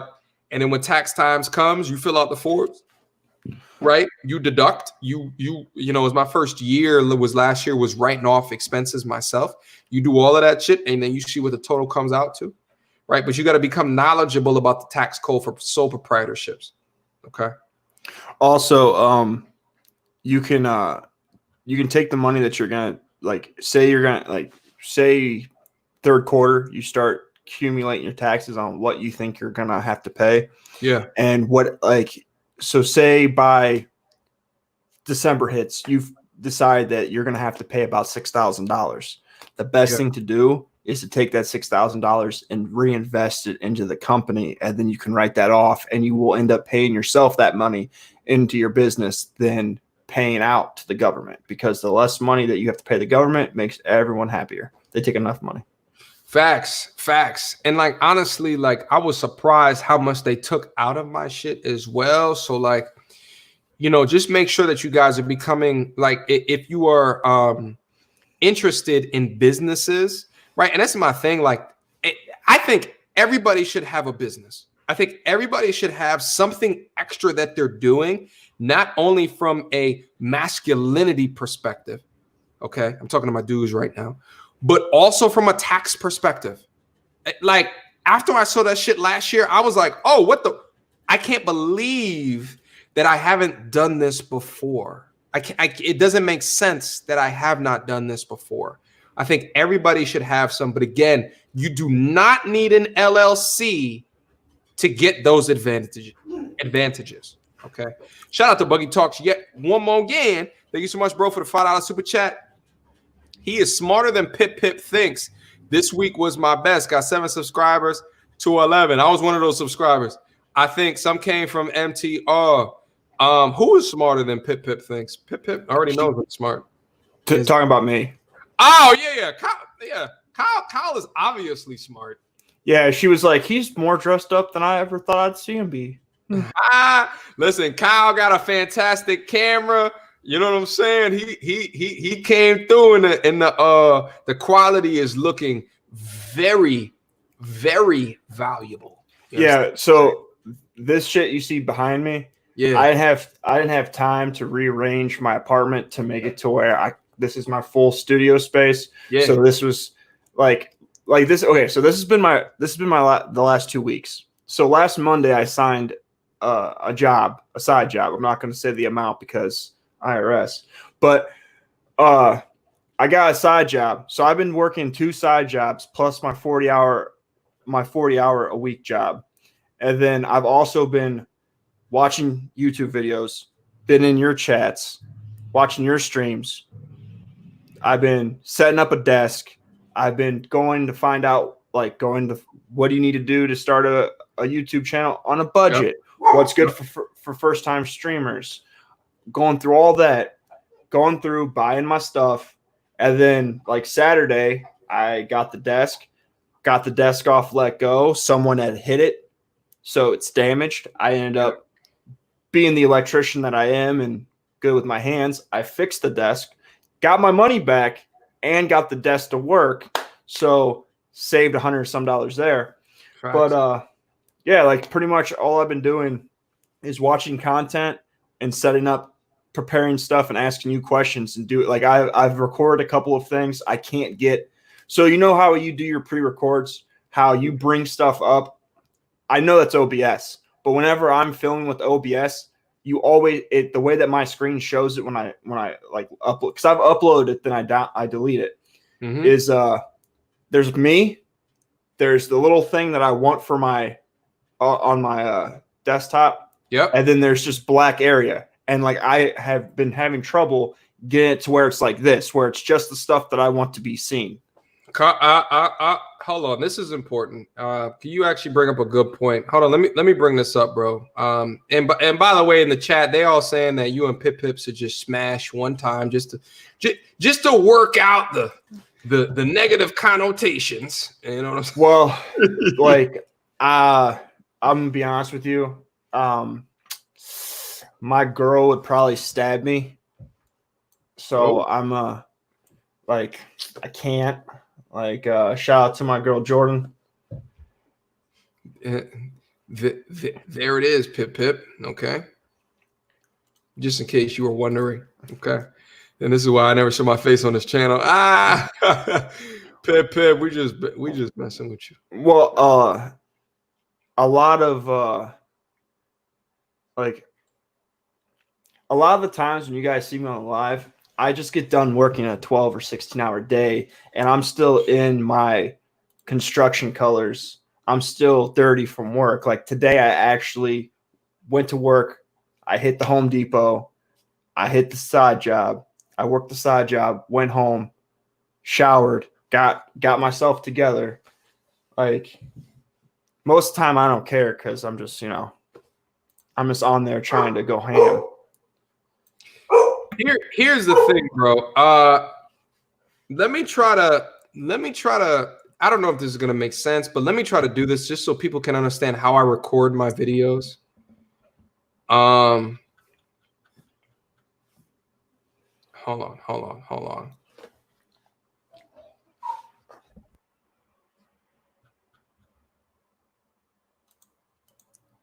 Shout out to everyone that's down in the building, by the way. I know for damn sure, I see 67 on my side. I know for damn sure not all 67 of y'all are interested in starting a YouTube channel, but I appreciate y'all hanging out with us for the night. Salute to y'all. Listen, just real quick, let me try to bring this up. I don't know if this is going to work the way that I think it's going to work, but let me bring one second. Christopher, I got a channel. It's Savage Red Recovery. Yeah, but he's not gonna be able to find it because you ain't got the content. You should have posted up one introduction video before we got started, bro. Well, when we're done with this stream, I'll go and grab this video and throw it up over there. All right, so listen, here's my OBS. You're looking at my OBS right now, which is screen recording. I got 2 monitors, okay? That's something new. Oh, wait, hold up. Hold on. So you only record one of your screens, I'm assuming. Hold on. What the fuck? Yeah, me going through OBS has now fucked up my camera. Hold on. Yeah, because you can only have one thing. You can only have one thing using your camera at a time.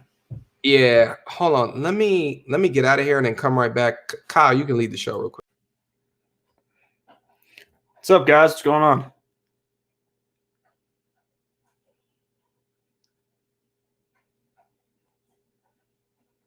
If you guys are not part of MTR's Patreon, click the link. Oh, we in. Go subscribe to the Patreon. You guys can talk to us after the stream or, during your work day. Kyle, I come back in here and you're talking to him. Okay, that was a test. Okay, you did well. Yeah, I was promoting your Patreon again. I appreciate you, my G. Yeah, that's the thing. Like after this, we're gonna go on the Discord, and we'll chop it up. We'll do a debrief on the Discord. I'm actually still trying to learn the Discord as well. What I wanted to do was to get on my OBS and show you how I work with it, but maybe we'll figure it out on the Discord, and I can show you how to do it. But essentially, what it is that you have 2 different screens. You have what you're screen recording off of, and then you have to put the image of you and the camera right on top of that. That's essentially what I do. Now, here's the secret. Can I show you the secret real quick? Sure. Like even most of I only know this shit because I'm a technology geek. So like, and that's what put me. let me talk to you guys real quick. Okay. Here's what puts me up in front of, like, if I want to tell you guys my perspective of what makes me get up ahead a lot of these other content creators. Number one is I understand business. Okay. I understand business. Right. Like I got an MBA, I work at a Fortune, whatever company, right? Like I understand the business components. A lot of different content creators are very congenial people. They do good content, but they don't understand basic concepts of generating an audience, organizing an audience, and getting them to do something. The branding. They don't, yeah, like that. Like they don't understand a lot of those different things. And I think like a lot of them can actually use help from like YouTube consultants that can help them on that path. But I think that's one of the things that I can bring to the table is I already understand that. For me, the problem was me sitting in front of a camera and getting people to listen. That was my problem. But now that I'm here, I can work. Like the business stuff comes natural to me. Okay. Another thing is I love technology. So like literally I can spend an entire Saturday learning about something very specific within audio, visual, within YouTube, within like, and it's not like time off of my, you know what I'm saying? Like I'd rather do that than go out to the bar and start like, and go on a date with some chick that I don't know from a hole in the wall. Right. That's just me. Okay. But the thing is, like, it's like any type of investment that you want to put into something, there's a knowledge investment that goes into this as well. Okay.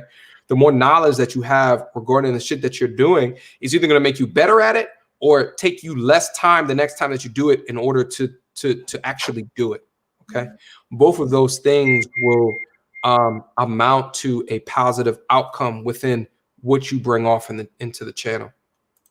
Okay, bro. I know you had a question. That was pretty much Christopher said something about if I had a channel, and that was the last thing. But is there any questions that you have for me? Because I think I brought you some heat. And yeah, no, you brought me fantastic questions. Actually, I do remember that I asked you a question, you didn't answer it. Okay, what was that, bro? The question was, what made you choose your name? Oh, yeah. Okay. So here was the thing. Again, I created my name 3 years ago, 3 iterations of my channel ago. And my thought was, listen, I know I like technology, so I wanted to do something that had to revolve around tutorials, technology tutorials, or reviews on technology. I also had this thing of actually things that I do today, which is like commenting off of like things that are happening within politics or like things that I would see on TMZ or World Star Hip Hop or whatever. I just want to talk about those things. So there was a review aspect, but because I followed this lifestyle of, and I got it into my head early on that, listen, if you follow this creativity shit, you won't be able to make a lot of money.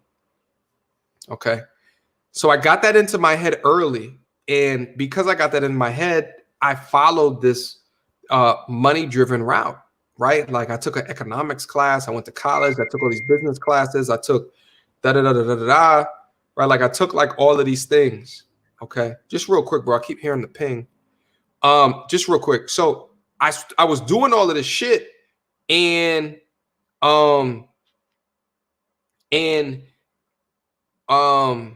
like what it was amounting to was following where my left brain was situated. Okay. Which was analytics, which was math, which was all of these different numbers. So I followed that route. Now, as I got to this next stage of life, which was, okay, I attained my goals by 30. I had reached the amount of money that I wanted to make by 28. You know what I'm saying? Like, because I did all those things, right? And now because I'm trying to figure out what else pushes me forward as a man, I want to get into other things towards that and building my creativity. So within that being said, because I'm getting into this more right-brained shit and focusing on the creativity because it's new to me, I'm mediocre. Okay. So when I put that all together, I said mediocre tutorials and reviews. That's how I got the fucking name of the channel. And yeah, I know that was a couple of iterations ago. But the thing is like, you know, but it to me, it still speaks to hashtag progress over perfection. Starting at point A, knowing that there's point Z, but like, fuck it, I'm gonna put up shit, right? I'm gonna iterate on shit. I'm gonna improve on shit. And the shit that y'all saw this week, it ain't shit compared to what I got coming down the pipe. You understand what I'm saying? But the mediocre is like a moniker on the channel in a way to try to do a play on words or a play on concept to me not wanting to be mediocre, but knowing and understanding where I was in the time that I started. Do you know what I like when I saw your name? Do you know what actually came to me? Like before I even watched your content. What's up, bro? I figured that you were a very humble guy, is what it came like. That's how you were being humble and funny, or humble and ironic. Okay, I appreciate that, bro. Yeah, no, it's to me. I still feel like, you know, I got so much more to go. You know what I'm saying? Which is why, like, in me 3 years in, knowing that I got so much to go, which is why I'm so excited for you. And you know what it is that you're gonna make it out and into be, and you know, and within that, like the understanding of you know, like this, like in order to make it successful, bro, like you're gonna go to sleep, wake up in the middle of the night, and thinking about topics that you're gonna want to talk about. You're gonna go to sleep, you're gonna wake up in the morning, and you're gonna be in a shower thinking about like concepts that you can introduce to your channel, right? Like it's going to be a part of your being and your soul. Once you start to understand the impact that you can have on people, irrespective of race, creed, color, religion, sexual orientation, geography, you can have an impact. You absolutely can. You know, and I grew up in an era, you know what I'm saying? Like, I think I'm a little bit older than you, bro, but like I grew up in an era where before internet was like an actual thing. so like, I'm the same generation. Huh? You're only a couple years older than me. Oh, like, okay. I'm 31. I'm 31. I'm just a few years younger. Okay. Yeah. So like internet came around for you. You was like 9. No, yeah. you was like 7. Because I was in late middle school when 56K was a thing. Yeah, and then like it was high school, and then cable internet came around, and that was like, it was crazy, it was insane. But anyway, I say all that to say, like, you know what I'm saying? Like, in understanding that I know I like to do things such as volunteerism. I know I like to do things such as like uplifting my community. I know I love to do things such as Boys and Girls Club and uplifting the youth. I mean, my pops is a teacher. My pops has been a teacher for 30 years before he retired. Right. And knowing that I have the blood of him running through my veins, I was like, how can I do this in a way to try to influence or give knowledge or perspective to young people that may or may not look just like me in a way that they can gain from and they can learn from. You understand what I'm saying? So, but I knew I was going to not be good at it. So mediocre. So like my main drive of this is obviously, go ahead with your super chat. Shout out to Margaret Chamberlain Ruber. Yeah, thank you so much, Mama, for the $5 super chat. This convo is all right. That's my what do they call that when you try to make a sound, right? Like out of a word? Onomatopoeia? I have no idea. Hold up, I gotta figure that out real quick. But she said it's the Wago. The Fuego. Wago. Onomatopoeia. Onomatopoeia definition. Sorry. I always try to. Oh, yeah, I was right. Yeah. Well, sorry, I try to learn like a new word like every time that I get up here. Onomatopoeia. Yeah. Anyway, this convo is Kyle, Kyle and MTR. Yeah, onomatopoeia. There you go. You already know what I'm talking about. Pip, pip. Okay, you just learned a new word today. Show me respect. Okay, onomatopoeia. Wait, let me go up there and acknowledge. Kyle and MTR. Savage Red Pill Recovery, is it? Savage Red Recovery. Savage Red Recovery. You mean, Margaret? Okay.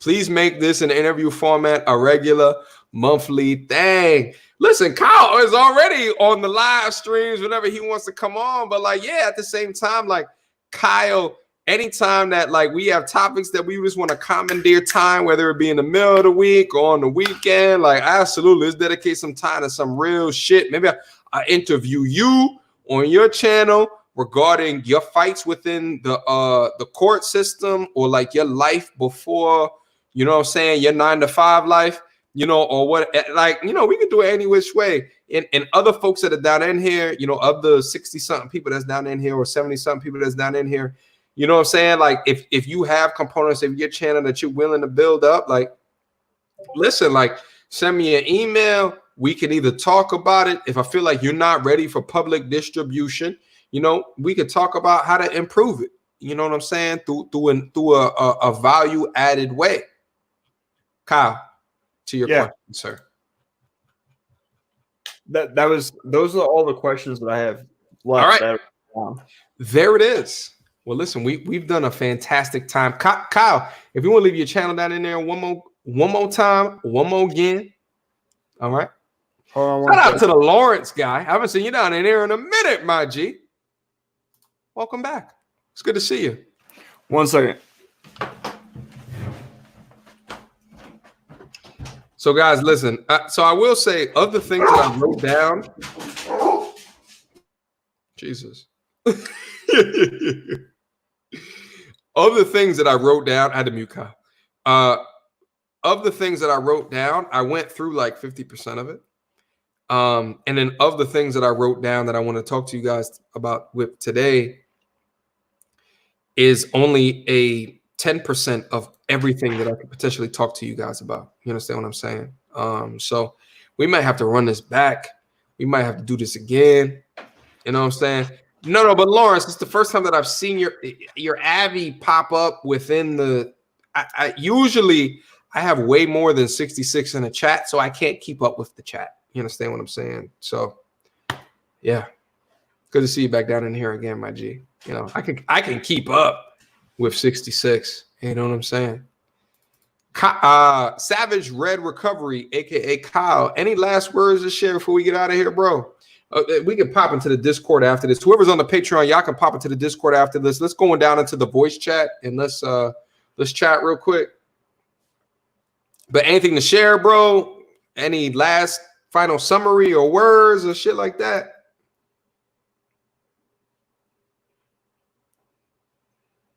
Kyle?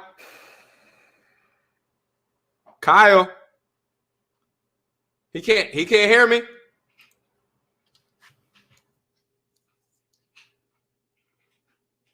Kyle. Wait, what's happening? He's ducking me. I know you see that shit. My bad. My headset died. Kyle. My pros died, my dude. Oh, so you just thought I was being silent and shit? Wait, hold up. Pip said she had a question. No, that's why I said, wait a second, because when you were talking, they started dying on me, so I ran off to get new ones because my pros weren't completely charged. Oh. Yeah, when I tell you that I invested some money in this, like Saturday I upgraded my phone to a 11 Pro Max. I got some EarPod Pros, getting everything ready. Listen, then that's because you're thinking of it as in terms of a business. Okay. And I'm that's always that's business minded, man. Listen, and that's a key distinction, bro. You know, so I appreciate your perspective. I appreciate your questions. You came in here with fantastic questions that no one has ever asked me. So I wholeheartedly appreciate that. I don't see the question that Pip had asked that you guys are talking about. So I don't. Is there like before we end the stream, is there any questions that anyone wants to ask me? Is there any questions you want to ask? Is there anything? Listen, guys, write that down in the description box down below. Let me go run to the restroom real quick because my bladder about to pop. And then also, in order to make you feel good about yourself, I'm just gonna throw money at your face. Hold on. Oh shit! Production value. Hold on, I'll be right back. What's going on, guys? Is there any questions you guys have for me? No, I didn't buy a new laptop. I bought a desktop.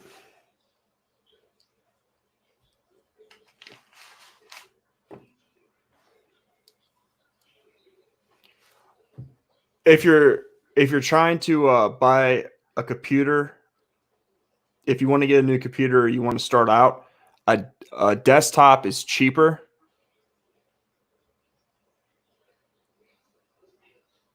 A desktop is cheaper. You can get more processing power, and you can get better things on your computer, because when you get a laptop, it's more expensive for the convenience. To answer your question, Boogie, Pip, my 5-year plan. My 5-year plan is that I'm running Windows 10, Greg. My 5-year plan is just to be able to impact males in a better way, because like I don't have a father. My father's dead, and I have a son that's 3, and I just want to prepare generations of guys like me that don't necessarily have a father or have a person in their life that could give them some sort of advanced knowledge into the world that they're going to be entering in, because it's a scary place right now for men, especially young men. Yes, my camera is connected to my desktop. Why do I get so hyped during chats with G? The reason that I'm calm now is because this is an interview. The reason that I get hyped during the interactions on a live stream is because I am allergic to bullshit. 1, 2, I'm passionate about these things.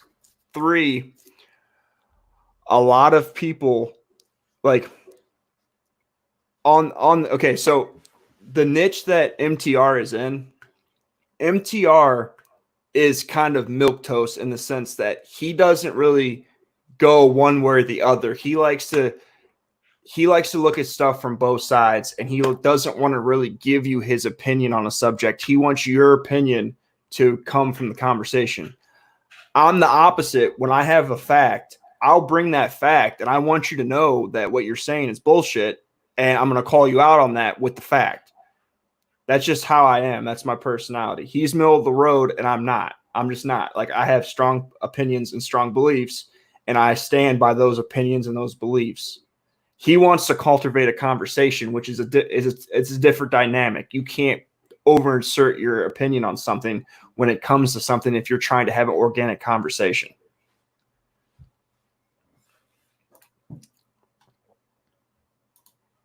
Yeah, she's always talking shit. It's cool. I get it. And this is the other thing.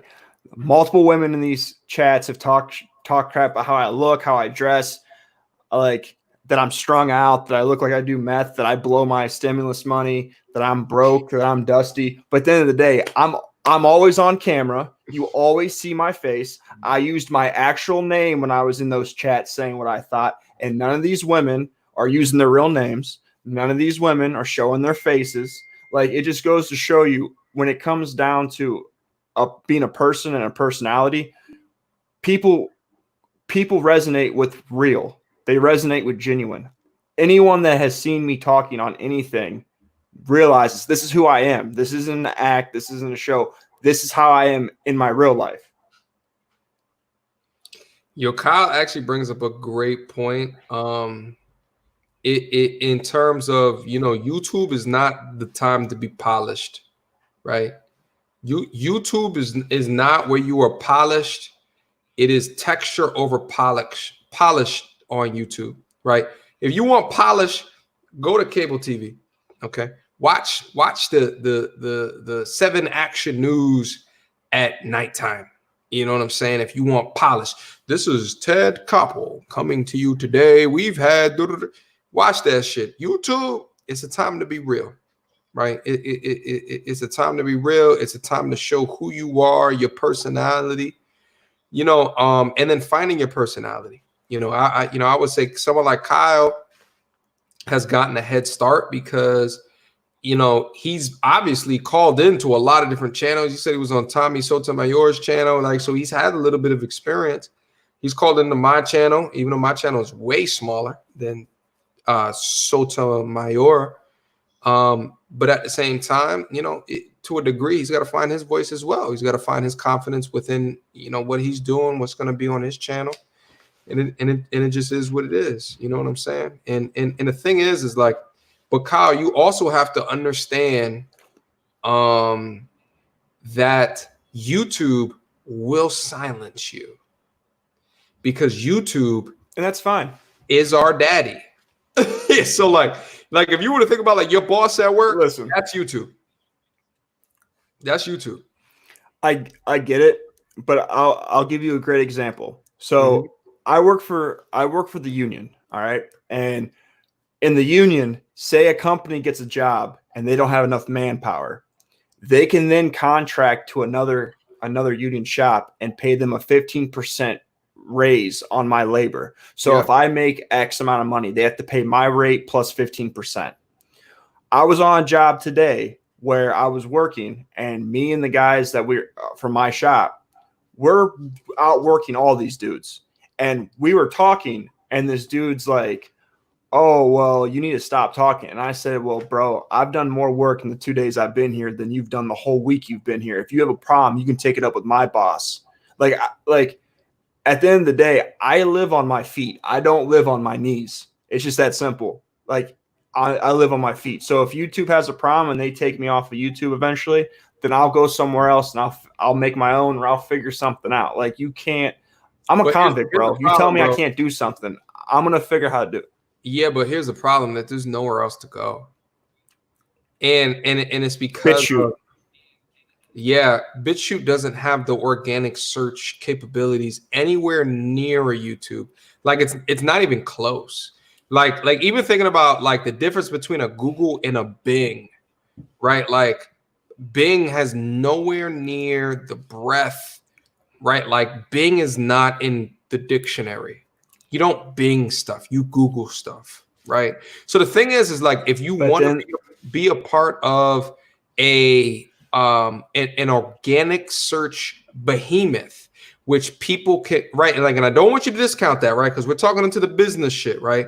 The business shit, which you already know, like I understand a great deal and understanding about it, even in my full-time employment. We talk about the business shit all the time. You cannot negate who's the competition for the platform that you have to play on. Okay. Now a BitChute will also say, you know, this is decentralized. You can put up porn on this shit. You can do whatever you want. But in terms of the reach, in terms of the organic search, I hear what you're saying.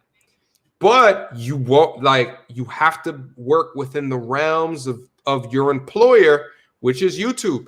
When you get the checks, you get over 4,000 hours and you get over 1,000 this, that, and third, 1,000 watch hours. 1,000 subscribers. YouTube cuts you that check, so you have to play within that if you want to grow your audience. Now, this is MTR talking to Kyle before Kyle has put up a video. Okay, so I would also Milk Toast MTR. Say it again, bro. I missed it. I said this is a message from Milk Toast MTR. But listen, bro. Listen, I'm just trying to keep it a buck with you. I'm trying to keep it 100. I get it. Because I understand what you're saying, and the thing is like I think like a lot of these content creators they play that line of. I mean, there's a couple of them have gotten shadow banned. You know, like shout out to Solo TV. Yeah, I think Solo's channel. He says it all the time. He is shadow banned. You see what I'm saying? So it's like, Yeah. you got to play within the realm of objectivity. Well, see, I've already looked at what I'm going to do with my niche, and here's the other thing. So like, Jesus, get that doggy a muffle. Get that doggy a shock collar. Okay. You're muted, bro. There's a trend that's been going on in the last year of guys that are getting out of prison that are starting YouTube channels, and they talk specifically about their experiences and the stuff that they had to do or did, Yes, gang related or non-gang related. Yeah, I've seen them. Yeah, so I love those channels. Yeah, so like shout out to 1090 Jake. Shout out to 23-1. Yeah. But the big black guy. That is Fresh Out. Huh? Yeah. Fresh Out. Yep. Big Herc. Yeah. So yep. I watch those guys, and a lot of those guys talk about some pretty non-PG stuff. So I'm not going to be going in on feminists and stuff like that, because that's a one-way ticket to shadow ban. But the great thing that I get in the niche that I'm in is the reason that I would figure you would ask me this question because it's important. But the reason that my name is Savage Red Recovery is because I also can come from a place of the heroin addiction and drug addiction. And the reason that my name is Savage Red Recovery is because I say what I mean. I'm just savage with whatever I do.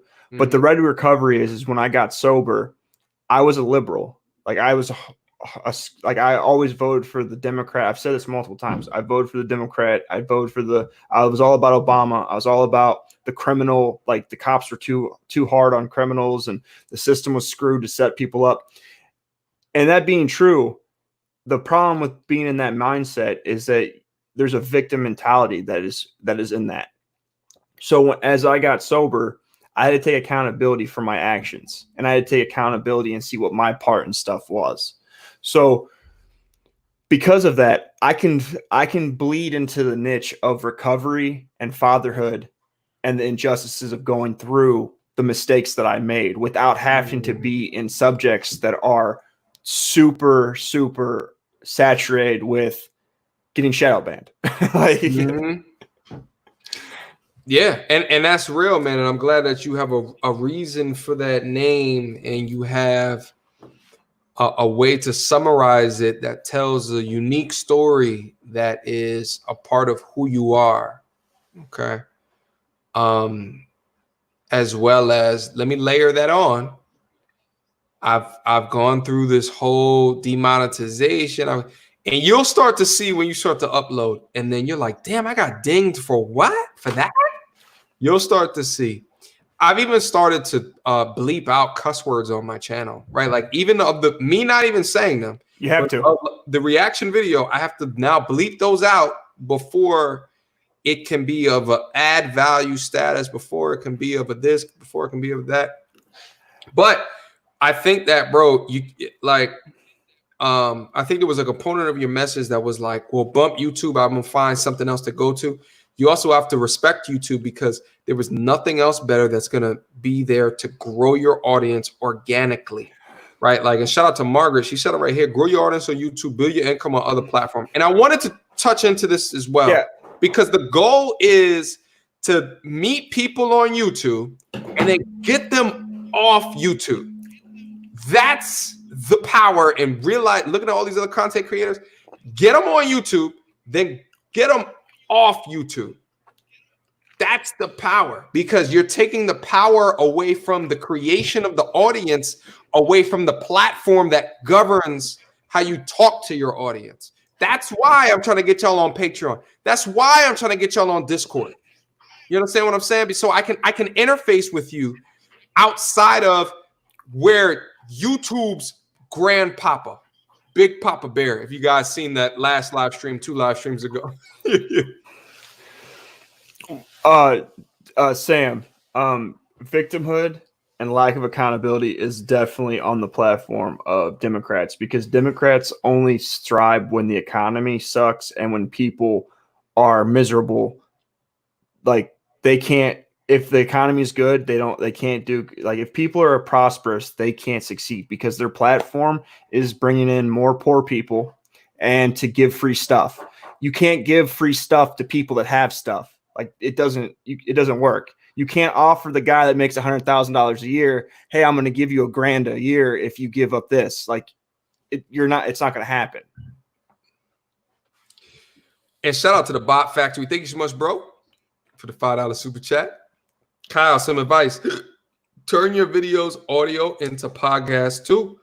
A lot of men, fathers, only safe zone is their cars and commute to work. Oh, that's a good point.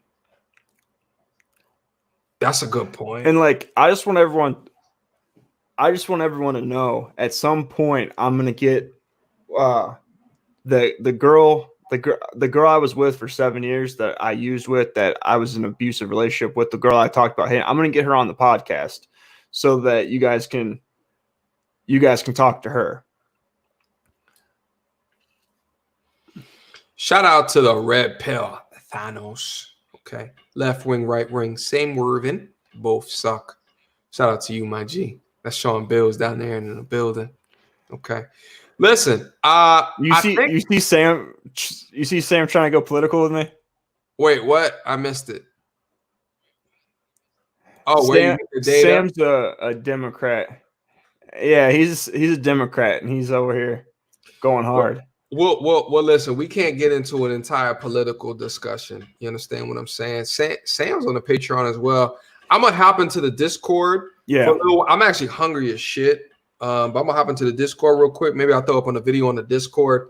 If you guys are not following on the Discord, link, I just dropped the link. Also, too, here's another thing. I want to talk to you about, shit, I'm trying to bring it up in the camera right now. I don't know if I can do it. Hold on. Give me a second. Hold on. I'm going to talk to you about this right here. Shit. You can't really see it. What this is called is a macro keyboard, okay? It's called the Elgato Stream Deck. This is how I run the streams, okay? This is what I do to run a lot of the things that are happening within this. Like when I have a soundboard and shit like that, like if I'm like, yo, I got a question to ask y'all, I'm going to give you 30 seconds. Alex?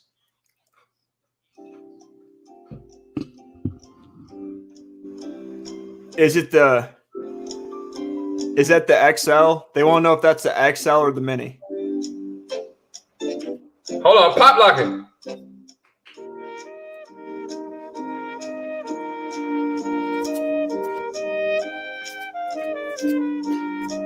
Anyway, shut up. Okay, it's the normal one. It's not the Mini. It's not the XL. It's the normal one. Okay. Okay. So like, you know, it's been invaluable to me from a live streaming perspective, but also from making a lot of things quicker during my workflow. Okay. I hit on a button and Photoshop opens up. I hit on a button and it opens up a folder that I access all the time, right? Like it's been way more than work. So, but that's in that advanced level game. We'll talk about shit like that in the Discord. Okay. Okay. Listen, so we'll end the stream off right here. Sam, you're on Discord. My memory serves me correctly. So you have access to it. Just go listen for the Patreon family that's down in there. Go on to Patreon on your desktop, not on your mobile phone. Go on your desktop. There's different capabilities for your desktop version of it versus your mobile version of it. Go on your desktop, click on your benefit tier. There should be a link for you to sign up to Discord. We can continue the conversation up and over there. Kyle, what's up? Yeah. Also, guys, I also have a Patreon, which is going to have a Discord as well. Well, there it is. Well, we're gonna. Jesus Christ. Yeah, that's the end of the fucking show. What else y'all want from us? This was expert level game. This was Expert If you guys want to, game. You know what I mean? if you guys want to email me directly, it's savageredrecovery@gmail.com. Listen, Kyle, as you already know, I wish you a great deal of luck with the channel as you go on your path towards creating, as you go on your path towards making it whatever you want it to become. You know, it's an honor and a pleasure to try to help you get there.